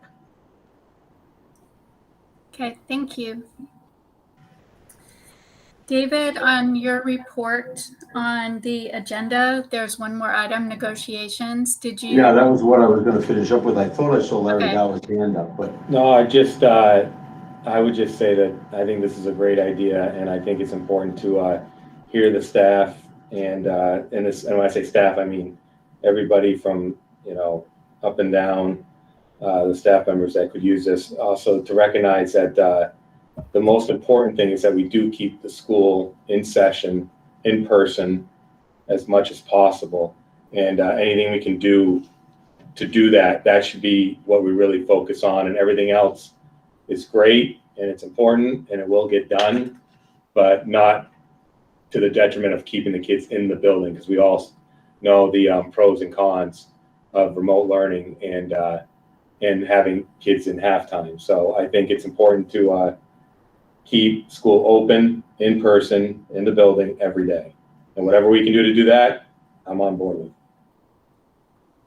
Thank you, Larry. yeah, thanks. And Amanda, I wrote down that, a couple of suggestions in addition. I mean, the financial incentives certainly are important. As we all know, we're a union shop, so whatever happens has to be negotiated. We can't just, We learned that with the yeah, we learned that with the hiring bonus, that we can't just offer things that we want to offer. We have to negotiate it. But thanks for that input. I think that's important.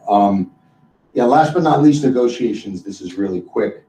December, we have our mediation session on December 8th, I believe. It's the week after we get back. And that's with the teachers. And I think that's adding to stress too, not having a contract, not having some surety of where that employment's going to come from and I think that's also, this is the latest right now that we've gone without a contract. So we'd like to try to work to settle that. I think the board has some plans to make offers that will also not just be a one-year contract, but maybe more than a one-year contract. So we're not back at the negotiating table, because that negotiating is also stressful. And then the support staff, their contract is up in June. And we have a meeting, an initial meeting with them on December 15th.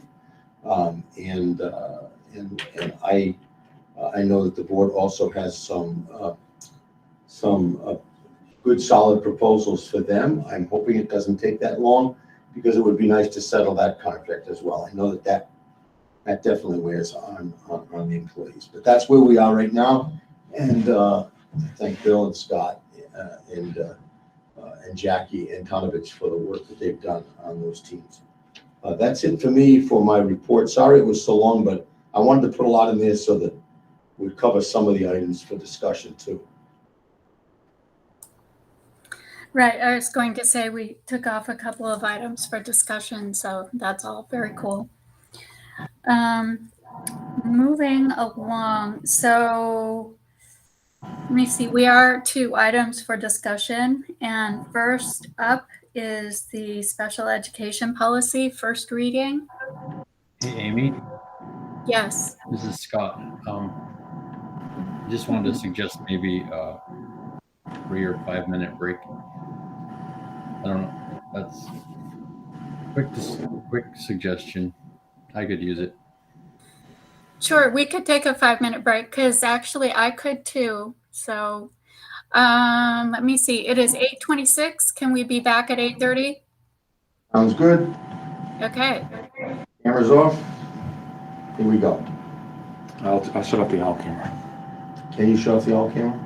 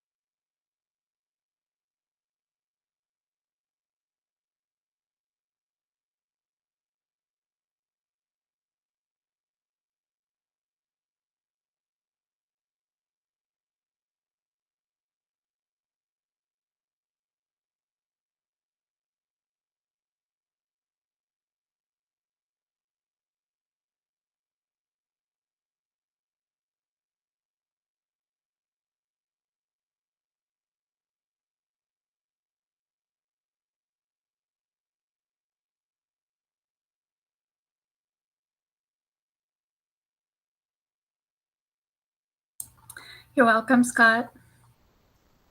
Welcome back, everyone.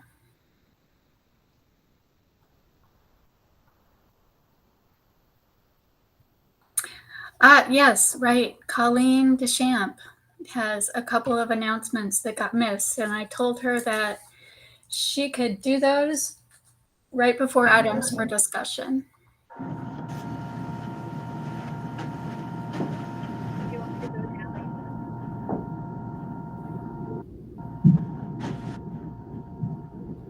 Can you hear me? Colleen, are you ready? Yes, can you hear me? I need to be a little louder.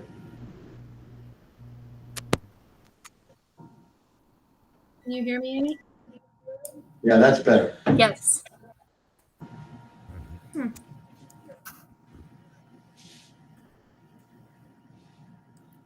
Do you hear my volume?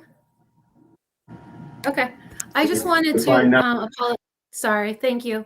I just want to apologize for my delay in the announcements. I was having technical difficulty. So I just wanted to reiterate what Amy said. We wanted to congratulate our student athletes, our varsity field hockey team and our varsity football team on their state championships.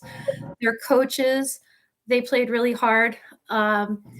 We had a wonderful season for all of our athletes. They've made it to pretty far in their rounds in soccer, and we had some standout cross-country athletes. A couple other announcements I wanted to share was that I have mostly high school announcements. Our juniors and seniors are at a very important part of their year right now. Our seniors have begun their capstone November forums. So they're presenting half of their data for their capstone presentations that happen at the end of the first semester for most of them. So that's exciting for them, getting to touch base with their advisors to share what they've accomplished so far. And our juniors have gone through their first phase. I think the majority of them have done their IRB panel discussions, their institutional review boards for all of their science fair projects. So that's another big step in the direction of their science fair presentations, which usually are springtime. I don't think they're right around January, like the end of the semester. I think they are a little bit later because of science fair dates. And I also wanted to announce that December 8th, 9th, and 10th, our theater department will be performing Macbeth, and we're really excited about that.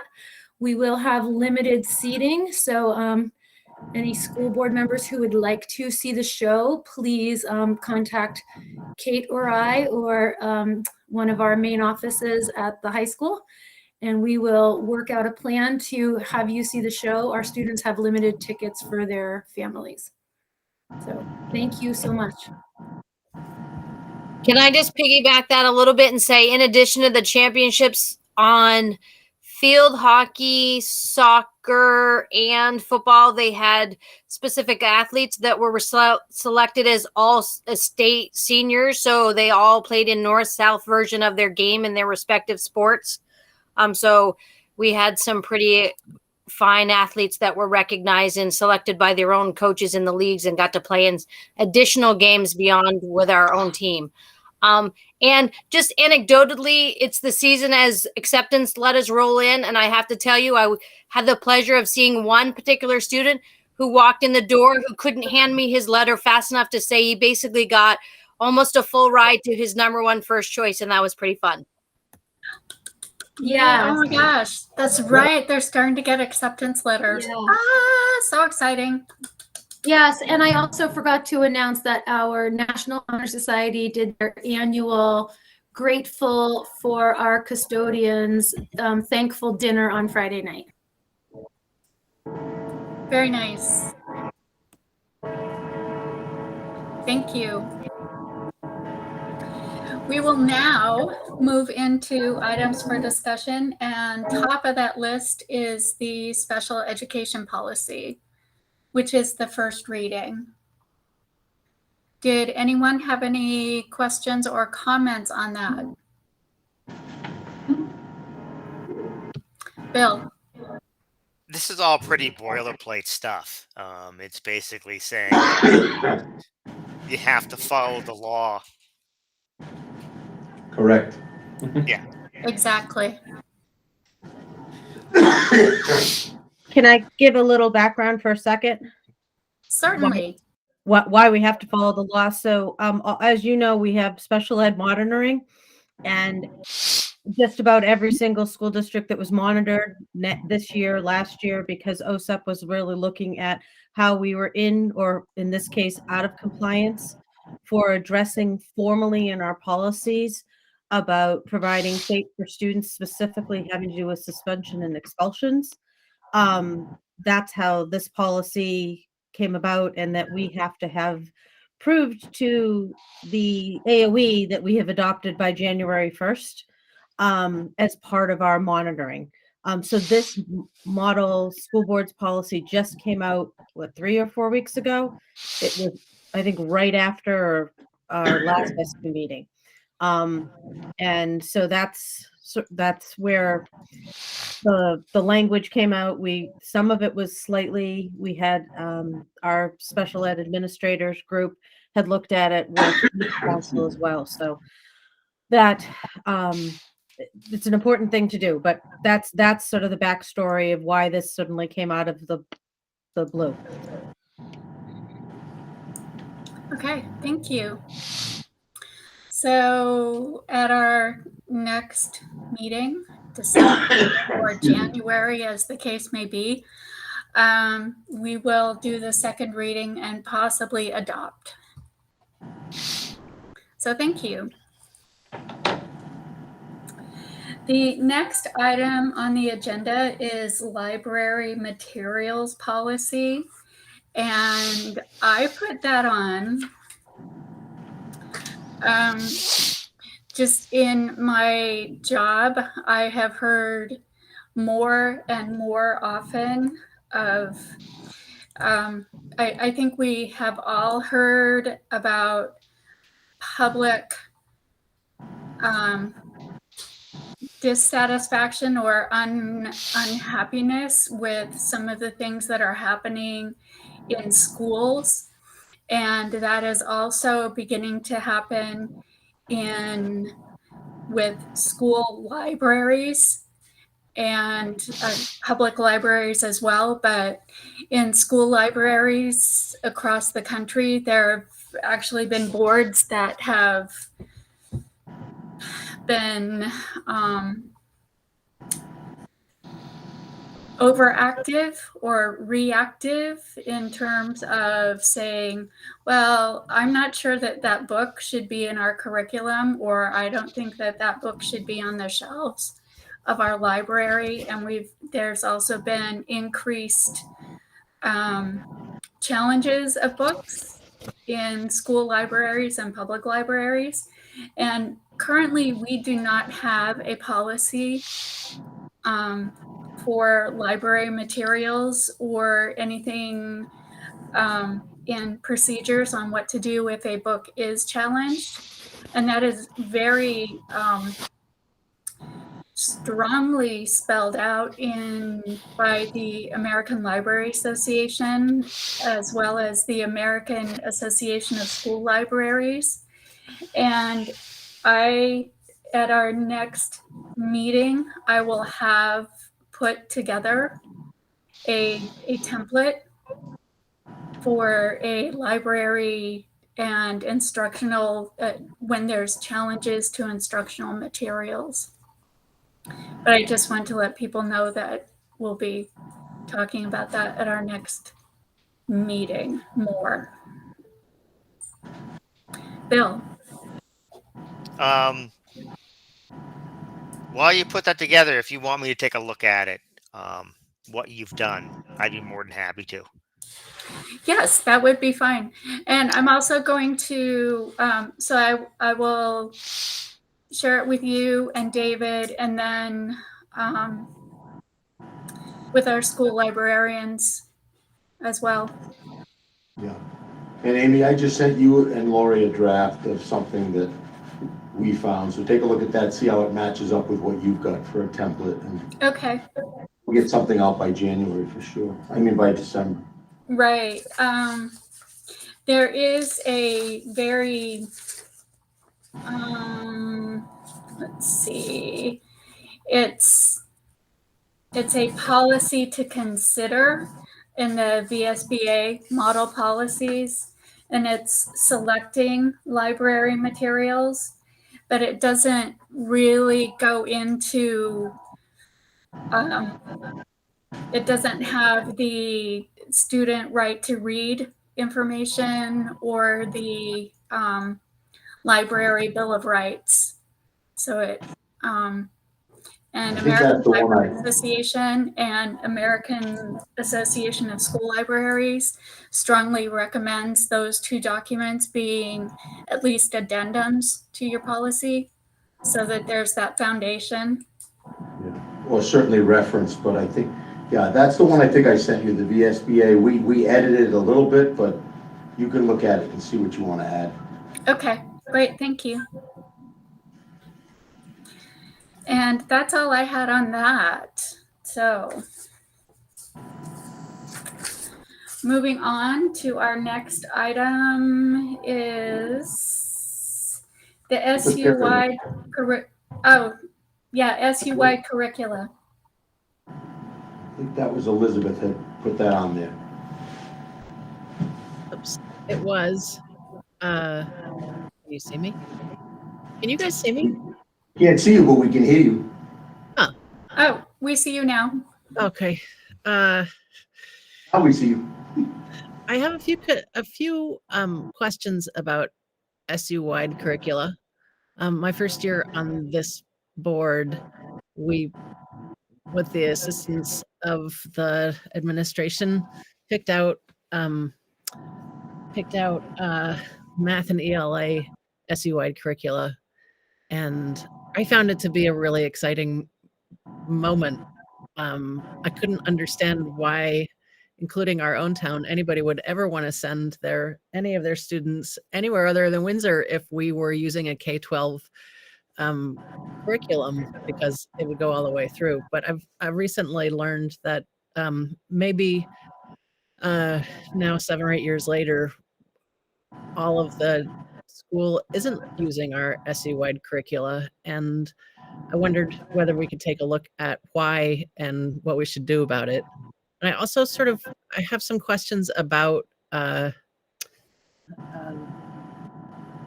other one. Wait a minute.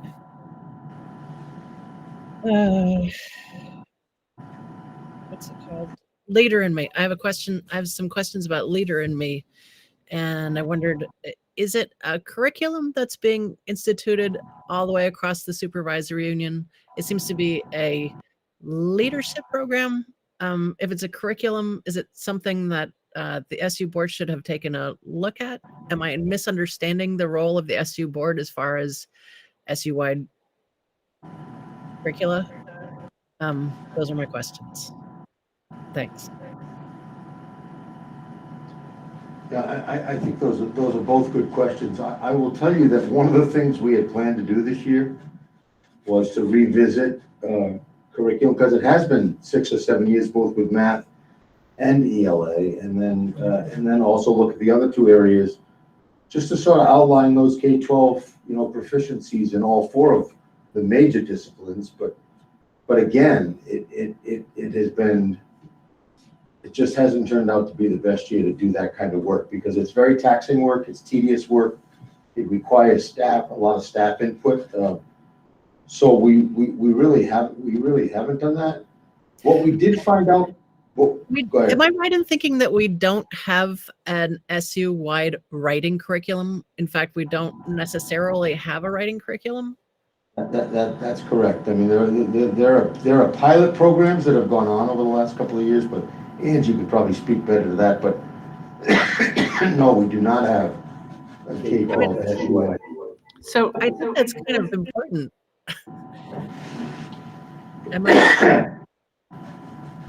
Yeah, and all those areas, quite frankly, most of our people use the National Science Standards, and most of the people are using the 3C Social Studies curriculum, but we haven't codified that in that was our plan this year. Angie had a whole system set up to do it. It would have been part of the work we were going to do from that 2:30 to 3:15, but I'll be honest with you, it just didn't get off the ground given the bandwidth that everybody had. And now, given the fact that we're thinking about putting everything, at least temporarily, on pause, it may not get done. Now, Leader in Me, just quickly, and then Angie, you can correct me if I'm wrong.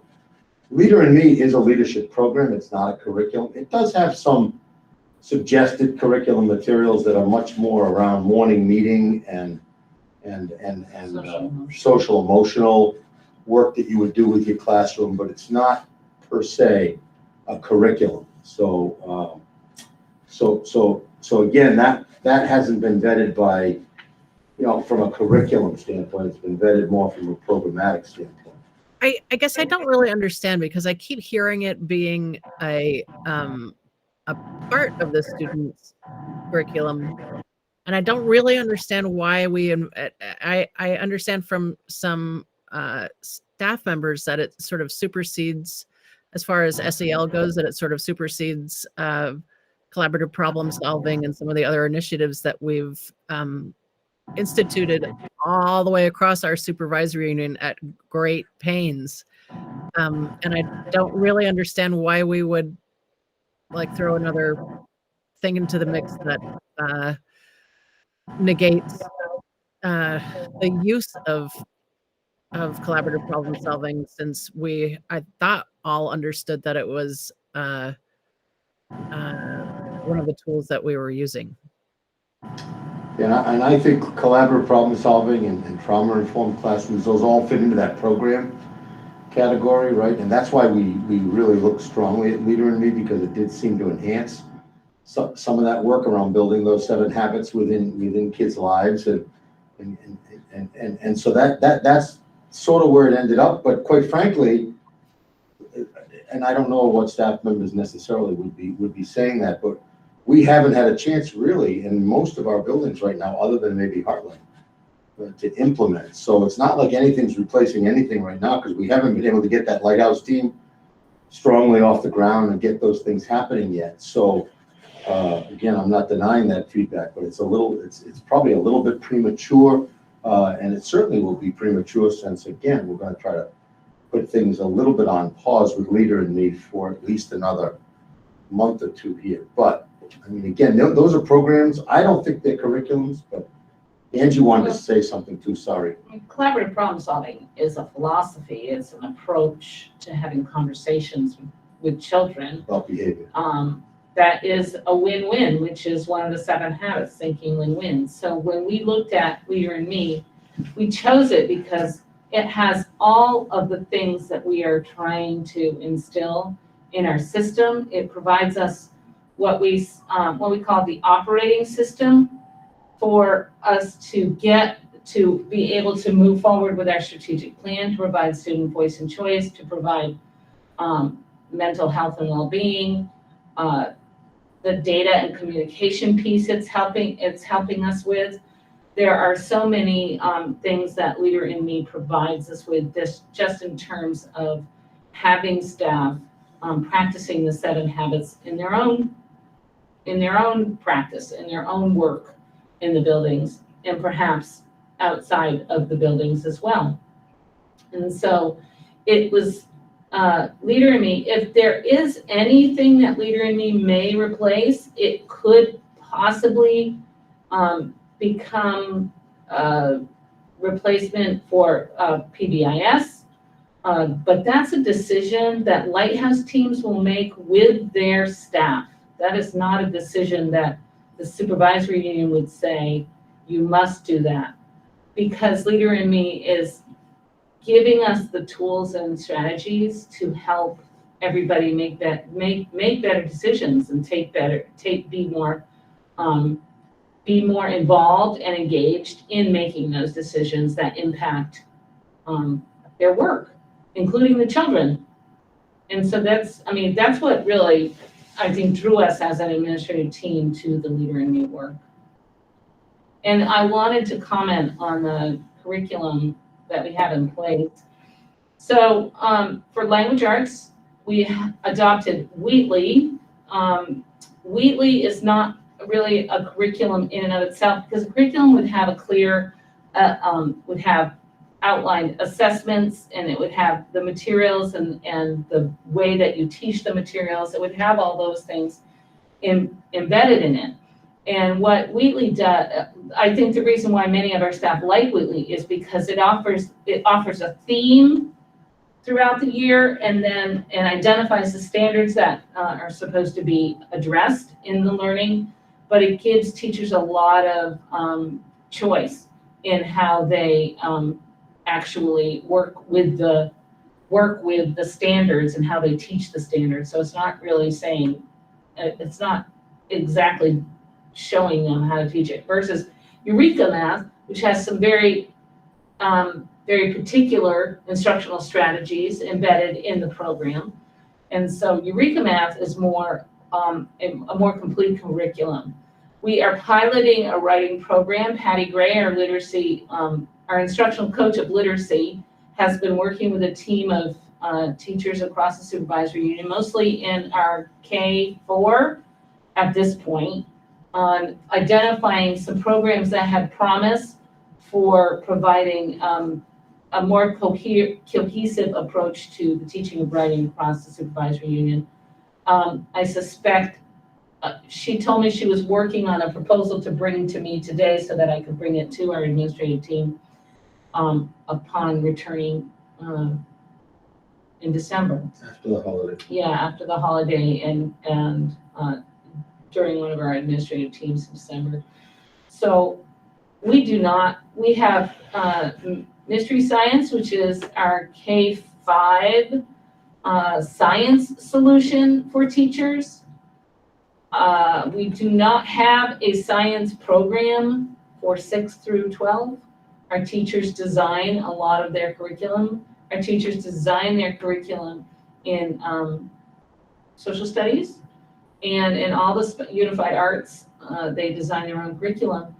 We have standards, and I think the idea behind that is that how kids get to the standards is not necessarily the glue that keeps, I guess I'm not explaining this well, but how they get, we don't want to tell the teachers how to get the kids to the standards. We want to have ways for students to demonstrate that they understand the standards. That's the piece, the assessment system, that we're also working on, because we have a couple different ways that we assess students, but we don't have common assessments, which would be local common assessments for like science and social studies, with the exception of Smarter Balance, which gives the science assessment in 5th grade, 8th grade, and I think it's 11th grade. I hope that helps, Elizabeth, with some of your questions. It does. I'd like to just quickly go back to the Leader in Me curriculum part for a second, because one of the things that I've heard is that it doesn't seem to be particularly trauma informed, and that it's as far as younger students go, it seems to be a little bit old fashioned in the way that it treats good versus bad, or kind of black and white thinking that some of the other programs that we've implemented have tried to really purposefully stray away from black and white thinking.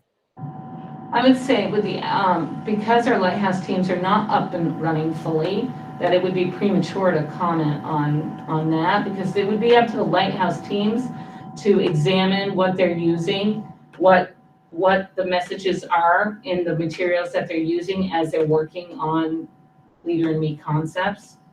What's the Lighthouse team? The Lighthouse team is our team of teachers, and that are in each of our districts, in each of our buildings, there's a Lighthouse team of teachers that are helping guide the work. And then that offshoot of the Lighthouse team is an action team that has action team leaders. This is all teacher directed, and they lead the work of the staff to get the staff to the place that they identified is their goals. And I know at Heartland, for example, their goal this year is to learn and live the 7 habits. That is what that would be a successful year if at the end of the year, as staff, the adults in the system are learning and living the 7 habits, and that their students are starting to learn and live the 7 habits. I have a question, then it's Nicole.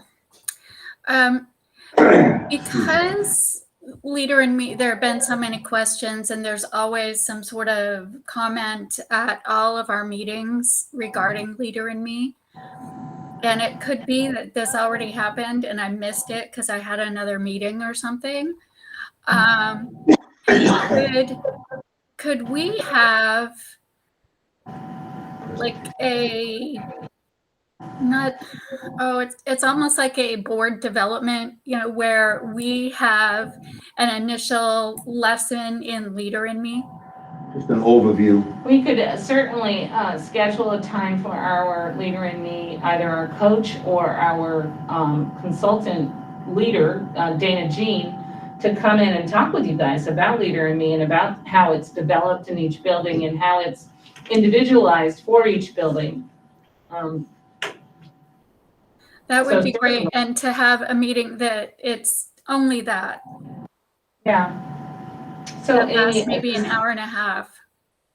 Let me know how you want to proceed with that, and I can try to get something scheduled. Okay, thank you, Angie. Because I think that would be helpful. It would eliminate a lot of the confusion, hopefully.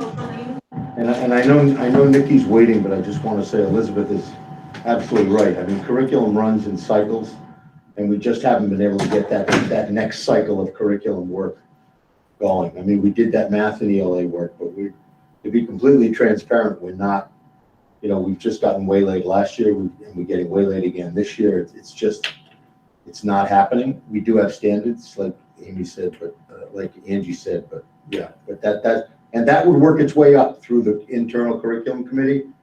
And then it would work its way up to the board for final adoption and approval. So that's why you haven't seen anything, since we did that work back then. But we do, we will get there. Okay, Nicole. Yeah. Sorry. I think you need your volume, Nikki. Maybe I should take myself off mute. I just want to address Leader in Me really quickly because I know that Christine's on the phone and Brittany's not here anymore. Brittany started looking at Leader in Me way back before we even did the strategic plan. And I sat down and it was an informal discussion of what Leader in Me had to offer. What really attracted me at the time to the program is that it brings together all of these initiatives, and I don't know if you guys remember, but I felt like we had like a shotgun blast hitting the wall of all the different initiatives we had before the strategic plan was pulled together.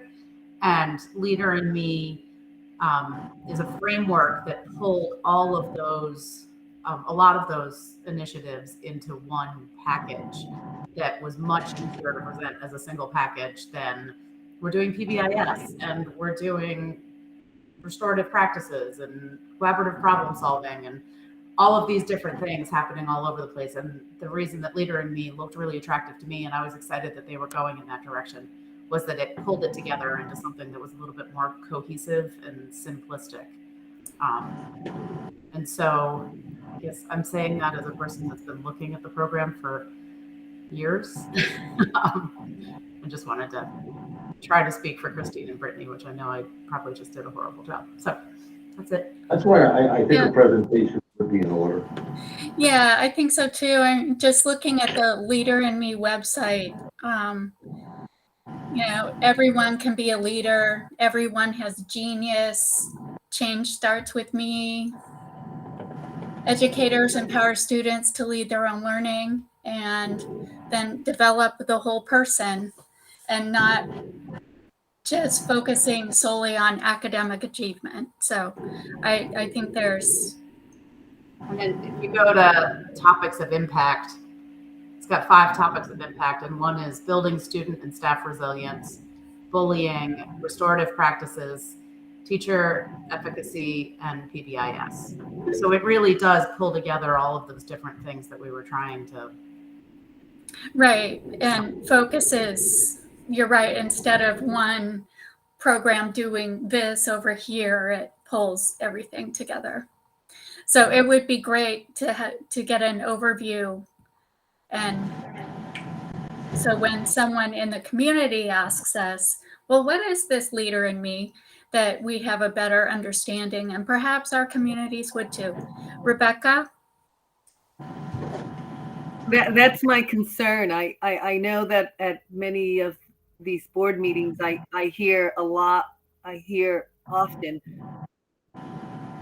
different programs that are being utilized by our schools, and I just wonder sometimes if teachers get program fatigue, and it's like so it would really be interesting. I think Bill asked before about surveying teachers on their response as to some of what's going on, because to me it sounds a little bit like lots of different initiatives, and so it's, and then you just throw in another one that's bringing it together, but it's still another initiative that a teacher needs to understand or integrate into the system. That all sounds like a lot for a teacher to do, in addition to teaching her students, in addition to creating a curriculum, in addition to, and so I'm looking forward to seeing and hearing, getting an overview of the program. Okay, thank you. It is 9:03, and we have a short conversation on public participation policy, and then we have our item for action, which is talking about our budget. So I don't want to be here until 10. So if we could move on to public participation policy. Yep. Here I am trying to get my camera on again. But anyway, there we are. Sorry, it says it's not going terribly well. So if I get garbled, I apologize in advance. I sent you all a document, I think yesterday. Seems like a year ago, but which had to do with public participation in school board meetings. I would like to postpone this discussion until our next meeting. But I'd really appreciate it if you could read through the document that I sent you, because I'm going to ask to have our policy updated, and I'm going to ask to change for us to consider creating consistency across our various meetings, and because I think it'll, and I'm going to ask that we consider changing the way we approach decision making, because I just to talk about it, because as you'll see in that document, and I'd be glad to provide sources for any of, I did provide, I think, one of the main sources, but yeah, so I'd like to have about 10 or 15 minutes at the next meeting, if that's all right, on this subject. Sure. So if you could read the document that I sent, that would be great. That would really help. Okay. Thank you. We will do that. Thanks. So we are going to move along now. Thank you, Elizabeth. Items for action. We have our fiscal year 23 SU budget review and approval.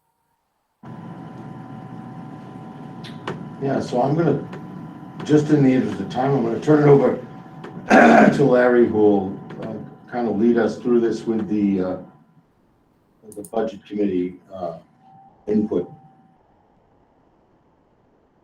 All right. So I'm going to, I'm not going to go through the entire budget presentation from last meeting. That's up on the website. It's been shared out to all of you. The budget committee, which is Rebecca Roisman, Colleen Spence, and Jamie Turner, has met several times. We met again after the last meeting, and I've updated the numbers.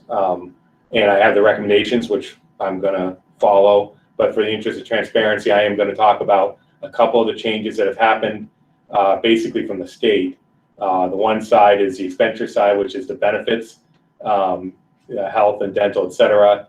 There's some of those changes are reflected here. We got numbers back from the state. And then also the Act 173 revenue number, which I talked about earlier. How, if you remember, the state went from a 54% reimbursement rate for regular special ed to now it's a block grant. So we didn't know what to budget for, but we got the revenue number from the state, and that number came in close to what we had, but it was not perfect. So, and it came on the bad end. So the special ed assessment actually went up, and the central office assessment actually went down based on when we got the final state revenue numbers. But you're going to all see that. And again, it's all been updated in the spreadsheets I shared out using Google Sheets. When I make a change, it updates it everywhere. So this is a total number now. So before, if you remember, it was a 5% increase. Now it's a 5.89% increase.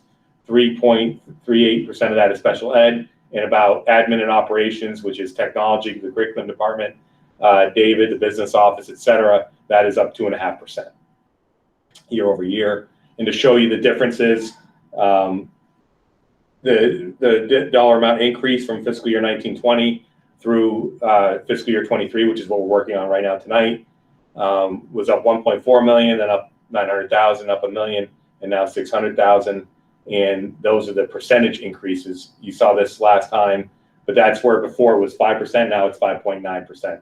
And that is based on the updated benefits numbers from the state.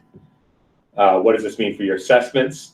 And I'm going pretty fast because I'm going to get to the recommendations. But the equalized pupil and ADM, again, those are the assessments we use. This is the Heartland Assessment, and you can see the change. Now, again, the big caveat here is we're using ADM for food services, which I'm going to talk about in a second. Then Mount Scottney, these are reflecting the new numbers. Weathersfield,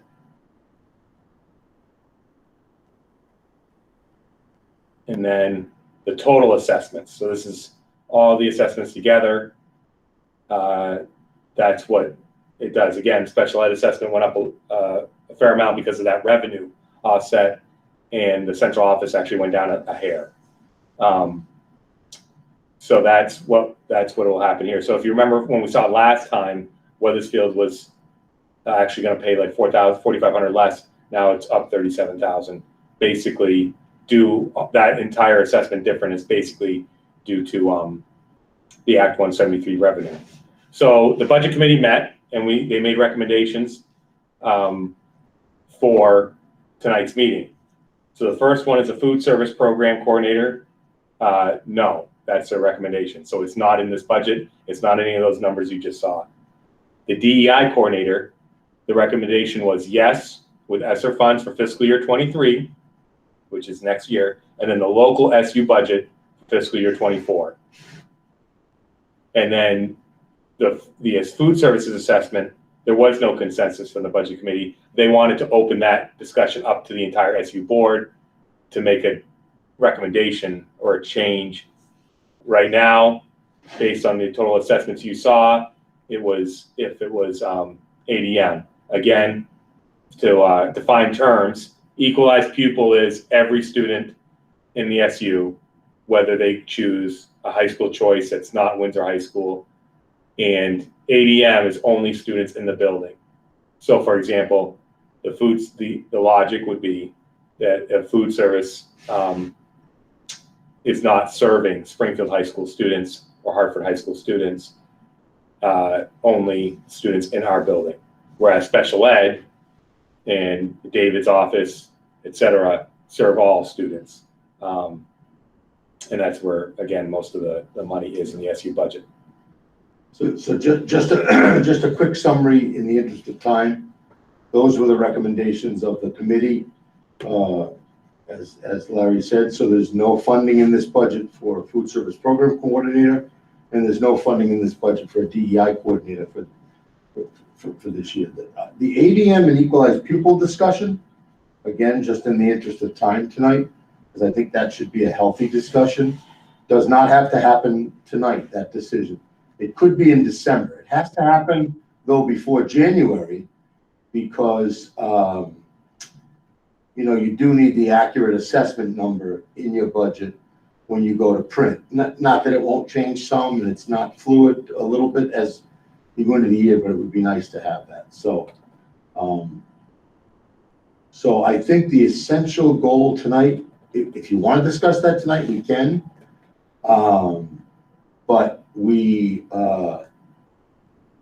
would recommend adoption of that $10,881,059 budget, and maybe a motion to just get it on the floor would be enough right now, and then we could have other discussions. Yeah, Bill, you're right. Student count is correct. Yeah, we used to use the term ADM colloquially in this SU from it was interchangeable, 10, 15 right. years ago, but you're right. I should update and just say enrollment count. Yeah. Or student count, building count. I also saw another building count. Building count probably sounds better, yeah. I also saw another comment in the chat. I just thought was. Elizabeth had a question. Is the DEI coordinator just one person? Well, in ESSA right now, it's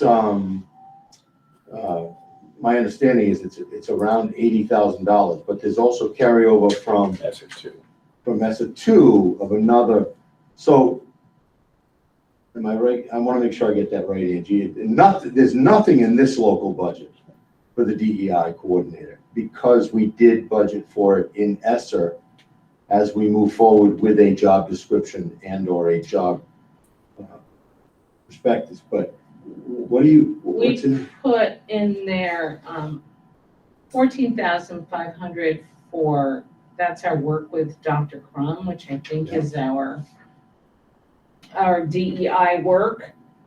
And then we had suggested that we have not worked out the numbers for ESSER 3. We don't have a tentative budget, just what we were thinking last year when we were looking at ESSER 2, and we knew that part of the AOE was asking systems to be thinking about sustainability, and that knowing that any positions that we created with recovery funds was going to either be discontinued or become part of the local funding after the recovery period ended. And that's one of the reasons I don't want to speak for the budget committee members, Rebecca, Colleen, and Jamie, but I think the thinking was we would put a stake in the ground and budget for it locally in fiscal year 24, regardless of ESSER, right? So ESSER next year, or if we hired somebody this spring, it would be ESSER, and then it would be fiscal year 24 funded locally in the SU budget. Thank you. Rebecca, your hand is raised. Oh, I just wanted to respond also to Elizabeth's question in the chat, and that is that, yes, we only spoke about one person. One person, right. Yeah, that's what I wanted to be clear with also with Elizabeth, that when we discussed this at the budget committee level for the SU, we were talking about one position, one job description.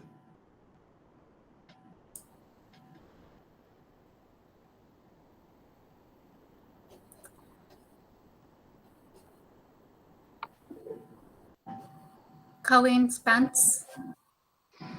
Hi, we talked about that some when we were talking about the budget too, Elizabeth, about never one person, and we understand that that's true, but we weren't in a position to, make those decisions now. We don't expect, we're kind of, I guess our guess was that we may not be at the point of being ready to hire anybody by spring. And if we were, we wanted to have some money set aside, but that we, you know, there wouldn't likely be two by then. But I'm with you that I think that it is more than one person's job. Yeah. I mean, the other thing we haven't explored and we would need to explore, I think, as we go forward, is the scope of the work in the job description, right? That we haven't developed and determined that yet.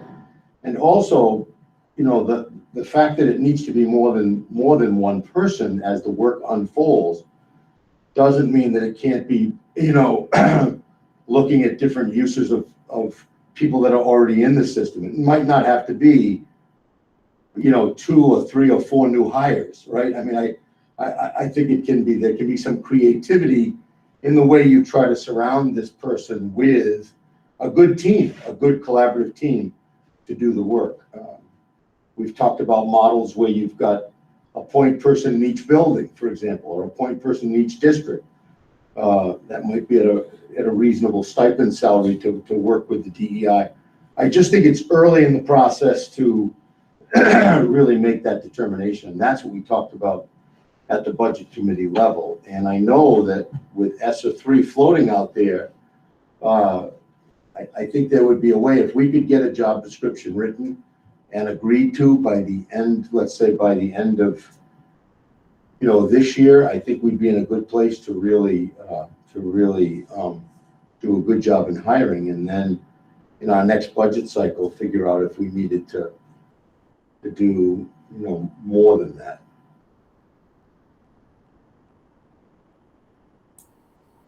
And I'll just add in that I know this isn't the time to talk about it, but I know that I know that it probably is preferred to have 2 people. I also know we're a small rural community. I don't know if we can afford 2 people. You know, it's a conversation to have, but we'll talk more about it down the road. Right. That will be a meeting all on its own. Yeah. And I also think the ADM versus, I'm sorry, student count versus equalized pupil could be a healthy discussion too. And I just don't want to rush it at 9:20 at night. I do think we do have to get a number for the budgets that are going to be developed locally, because December we plan on presenting some facsimile of a draft budget for all districts. And just to that assessment number. Just to reiterate what David's saying, the general fund is the administration, operations, and special ed. The food service is an entirely separate fund. So again, like he's saying, the number you're approving is that number tonight, and then the assessments you could change up until you don't want to do it, but you could change that later for food. And also food services, if you went between ADM and equalized pupil, you know, in a budget such as Mount Scottney, you know, it would not be a huge difference as far as their total budget number. Whereas changing this, for example, if we change the assessment out for special ed, it would make a huge difference in Mount Scottney. So. Well, in all 3 districts, right? Well, exactly. Are we at a point, board, I'm asking, that someone would like to make a motion? Scott?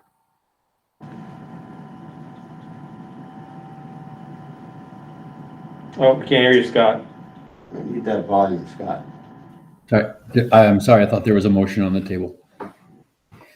I don't think anybody made a motion yet. No, there isn't a motion yet.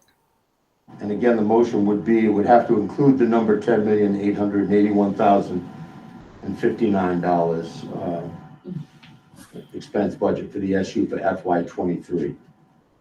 I'll make that motion to approve the number David just said. Wendy, you got that number? Wendy's got that number, I assume. Is there a second? I'll second. Okay. Discussion?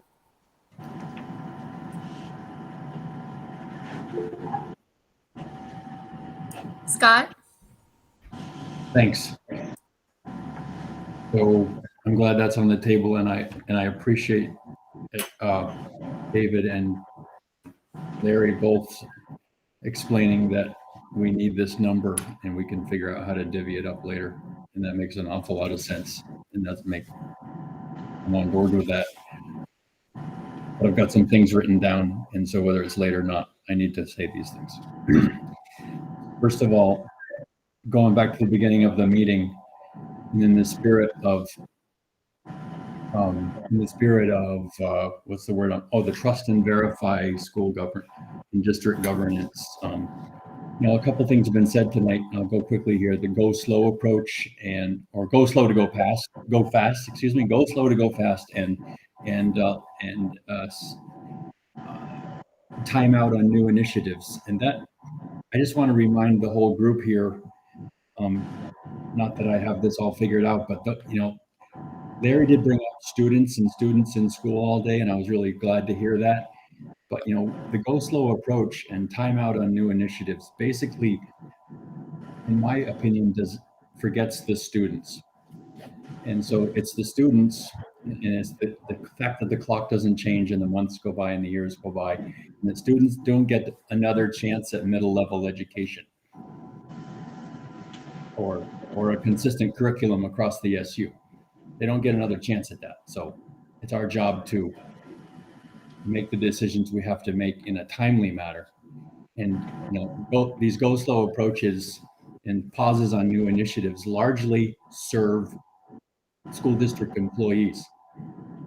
And us as board members, we're not school district employees, and they have to, they need to get the job done. And in the setting that we figured out in the last year and a half that there's no such thing as pausing or getting it done later. The pain is not. As the assessments go, I want to bring your attention to the minutes that we approved, pages 3 and 4, and the rough draft from last month on the assessments. And I want you to note that the largest changes in those assessments were the food service changes, in some cases double digit.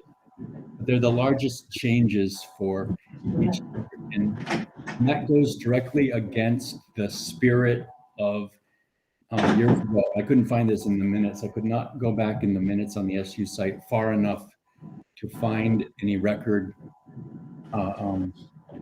that's there for the public to see of the discussion around why we went to equalized pupil years ago.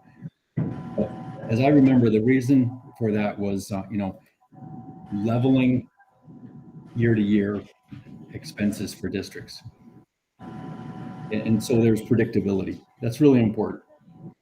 And so changing that to a student count, initially throws that idea under the bus, and it brings a great amount of change. The other thing I'd want to point out is that the districts that are going to benefit from that are districts that have made a community decision, a governance decision, where students leave the district. That's a community decision. Decision on the budget and the assessments, it's the decision of this board. So they're really two different things.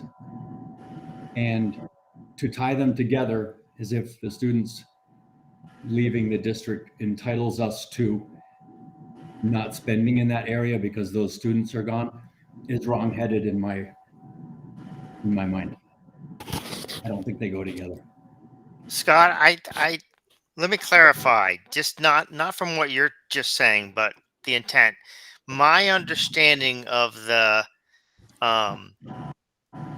of the funding based upon students in the building is only regarding the food. That's right. Okay. Yep. That's right. Those were the double-digit increases that I pointed to in the minutes from last month. And decreases for Heartland, significant, and the largest in every single district. The largest increase or decrease was attributable to the change in assessment for the food program. Yeah, Scott's correct.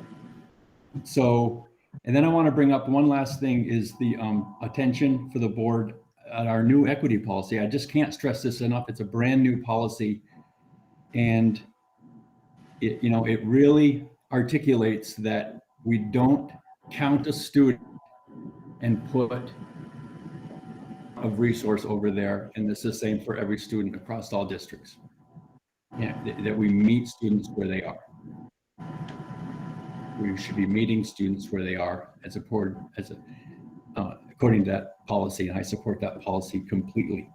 The one caveat is that through the virtue of that policy's development, is Superintendent's Association, the Principals Association, and the School Boards Association managed to get the word may in there in front of unequal distribution of resources. So in that equity statement, there's the word may require unequal distribution of resources. I disagree with that. I made that clear over months, but it's clear to me that it does require unequal distribution of resources, and no students are the same. So I have no problem, you know, sticking with equalized pupil, even though for food program assessment, even though it, you know, may not be intuitive to our communities, but you know, it meets the larger goals of the equity policy and of consistent spending year over year. That's my speech. Thank you. Can I ask a Thank you, follow-up Scott. question? Amy, may I ask a follow-up question of Scott? Nicole had her hand up. Quick, yeah, Nicole has her hand up, but Okay, maybe she had same question. You're muted. So I will, Scott and I have had this argument between us as well. And I don't think that we want to get deep into the ADM discussion today, but what I do want to say is that I'm the one that originally proposed this change. And there's a few reasons behind this change. One of the big ones is that Heartland and Wethersfield invented the food program that we now have. And when Windsor joined the food program, Heartland's food budget skyrocketed, the amount that we were supposed to contribute, because it was no longer based on what students we were actually feeding. It was based on our equalized pupil, which includes 30% of our kids that aren't eating. So I proposed this because I was looking at our budget, trying to figure out how I was going to explain to our taxpayers that our food budget went up by $40,000 just because another school joined the program that we had started. So that's what initiated this discussion. Another thing that is really frustrating to some of the Heartland board members is that the food program by design is to encourage as many students as possible to eat on campus. And the way the high school is currently structured, students are, it's an open campus, and certain percentage of students are allowed to go wherever they want to eat and are therefore taking away from the food program. So that goes against one of the foundational ideas of when we created the food program. And so, and it sounds like Anne Marie agrees with me that adding another school caused both of our districts to have to pay more money into the food program. And so that, and to combat the change from year to year, I don't think that, you know, I'd be happy going with equalized pupil and taking off 30%, knowing that 30% of our kids don't have any access to the food program, and we pay tuition, which in theory costs that has that food program cost in it. So it just feels like we're double dipping everywhere. And it wasn't appealing to a lot of the Heartland. Thank you, Nikki. Bill. So, okay, so let me clarify. I think, unfortunately, I was sick during the last SU board meeting, but this is what I support. Okay, one, that the food program contribution is based upon the students in the building. That's what I would like it to be. Two, in no way do I support an open campus for students who can drive. The last thing I want to have is more teenagers on the road in the middle of the afternoon. This is what I've supported since I joined the board. Okay. So, regardless of that, they now have an opportunity to eat better food at school. I'm not for the whole open campus thing. So that's what I support. Bill, that whole open campus thing is for a completely other meeting at a Mount Escutney School District. Oh, I know. I'm just telling you what I support. Okay. Yeah. So let's not, it's 9:32. Yeah, and I don't want to, I think it's a good discussion. I think there's a lot of valid points between Scott and Nikki, but I think the important thing is what we put in for the assessments is what is currently in the comparative budget report. That's what, when we're doing the local budgets, that's what we're going to use. And then if you come back in the December meeting to change it to the student count, like Bill just outlined, or to equalize people, which is what Scott is advocating, it would affect those local budgets. So it's like you can put the decision off. That that's fine. It's going to change your local budget. So to what extent and how much you can stomach, that's a different question. But just a heads up on that. If you don't make a decision on the assessment for food services tonight, which calculation to go with, that's what's going to happen. Bill, did you have a question? Does that make sense? Yeah. My rebuttal would be that both the communities of Weathersfield and Heartland have decided on their own to keep up with, to stick with high school choice. And it's pretty darn clear every single budget season, the cost increases in tuition that go hand in hand with that. And to point out, so I think it's unfair to point out increases in food service that are, let's just call them insignificant compared to high school tuition increases. And so I really think because we're a policy body, I'm just going to stick with equity policy, unequal distribution of resources, and what I think is my role as a school director, which is consistent spending, predictable spending decisions for the community. Thank you, Scott. Are we ready to vote? Okay, I will go down the roll again. Anne Marie? We're voting on the overall budget. Is that what we're voting on? Correct, yes. Without any designation as to whether or not it's how the food service is being paid for? Correct. That's correct. Okay, aye. Bill? Aye. Colleen Spence? Aye. Davis? Aye. Elizabeth? Aye. Jamie? Aye. Mark? Aye. Nikki? Aye. Rebecca? Aye. Scott, I support the overall budget plan for the SU. thank you. And my vote is aye.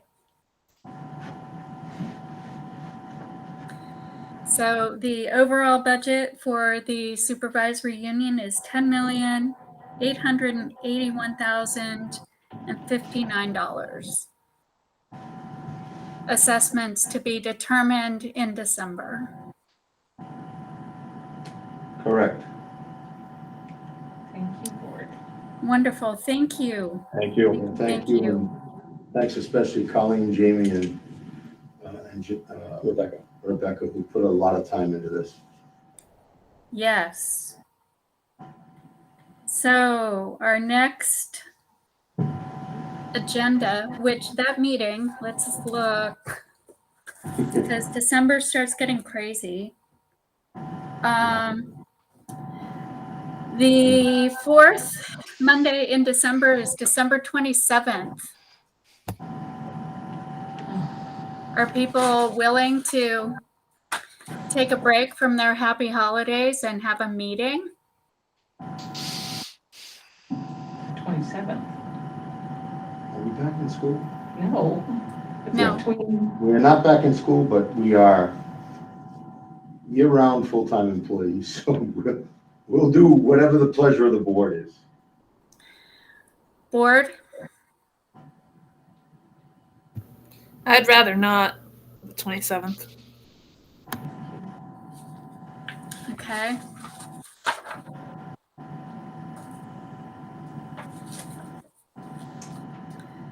Our other, I think the 13th would be the other date if you wanted to go in December.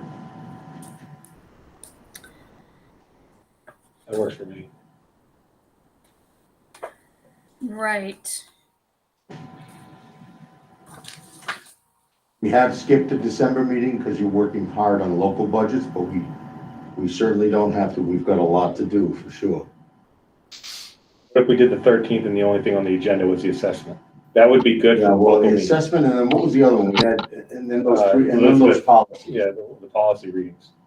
Yeah, we could do the 13th and just keep it to a really set agenda. Does that work for everybody on the 13th? Yeah, if we had assessment and discussion on the public participation and the first reading of the library policy. And second reading. The benefit of the 13th. Is that the 13th of December? Correct. Correct. The benefit of I think we have another meeting on the 13th. the anti-racism. Yeah. That's 5 to 6 is what I have. But if we went at 6:30, I just think the benefit of the 13th is for a couple of your boards, it would also, if we could get that assessment locked down, I could give that information to Ed for the local budgets. Right. That would be the benefit of the 13th because it's earlier in the month. But David, if the anti-racism meeting is from 5 to 6, could we meet as a board at 6:30? Like Well, our normal time? This board is usually scheduled for 6:30, so that would work. Yeah, the meeting with Melissa, is that the one? 5 to 6. 5 to 6 in my calendar. It's 5 to 6, yeah. Okay. That works Is okay for me. everyone good with the 13th? Okay, We good? so it will be food service, public participation,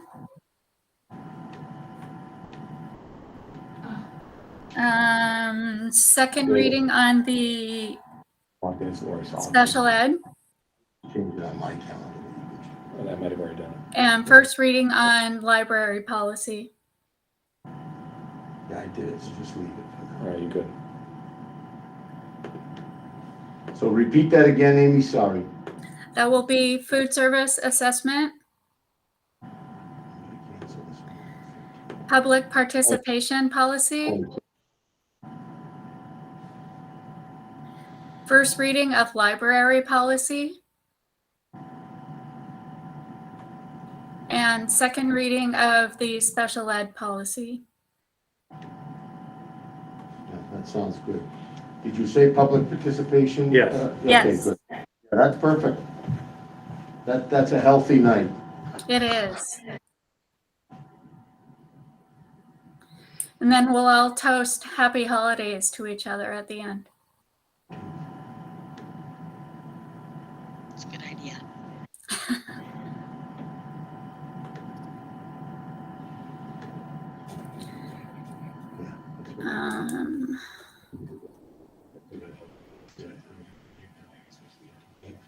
Change that for now.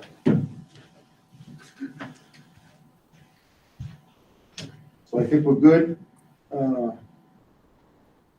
We do not need an executive session tonight.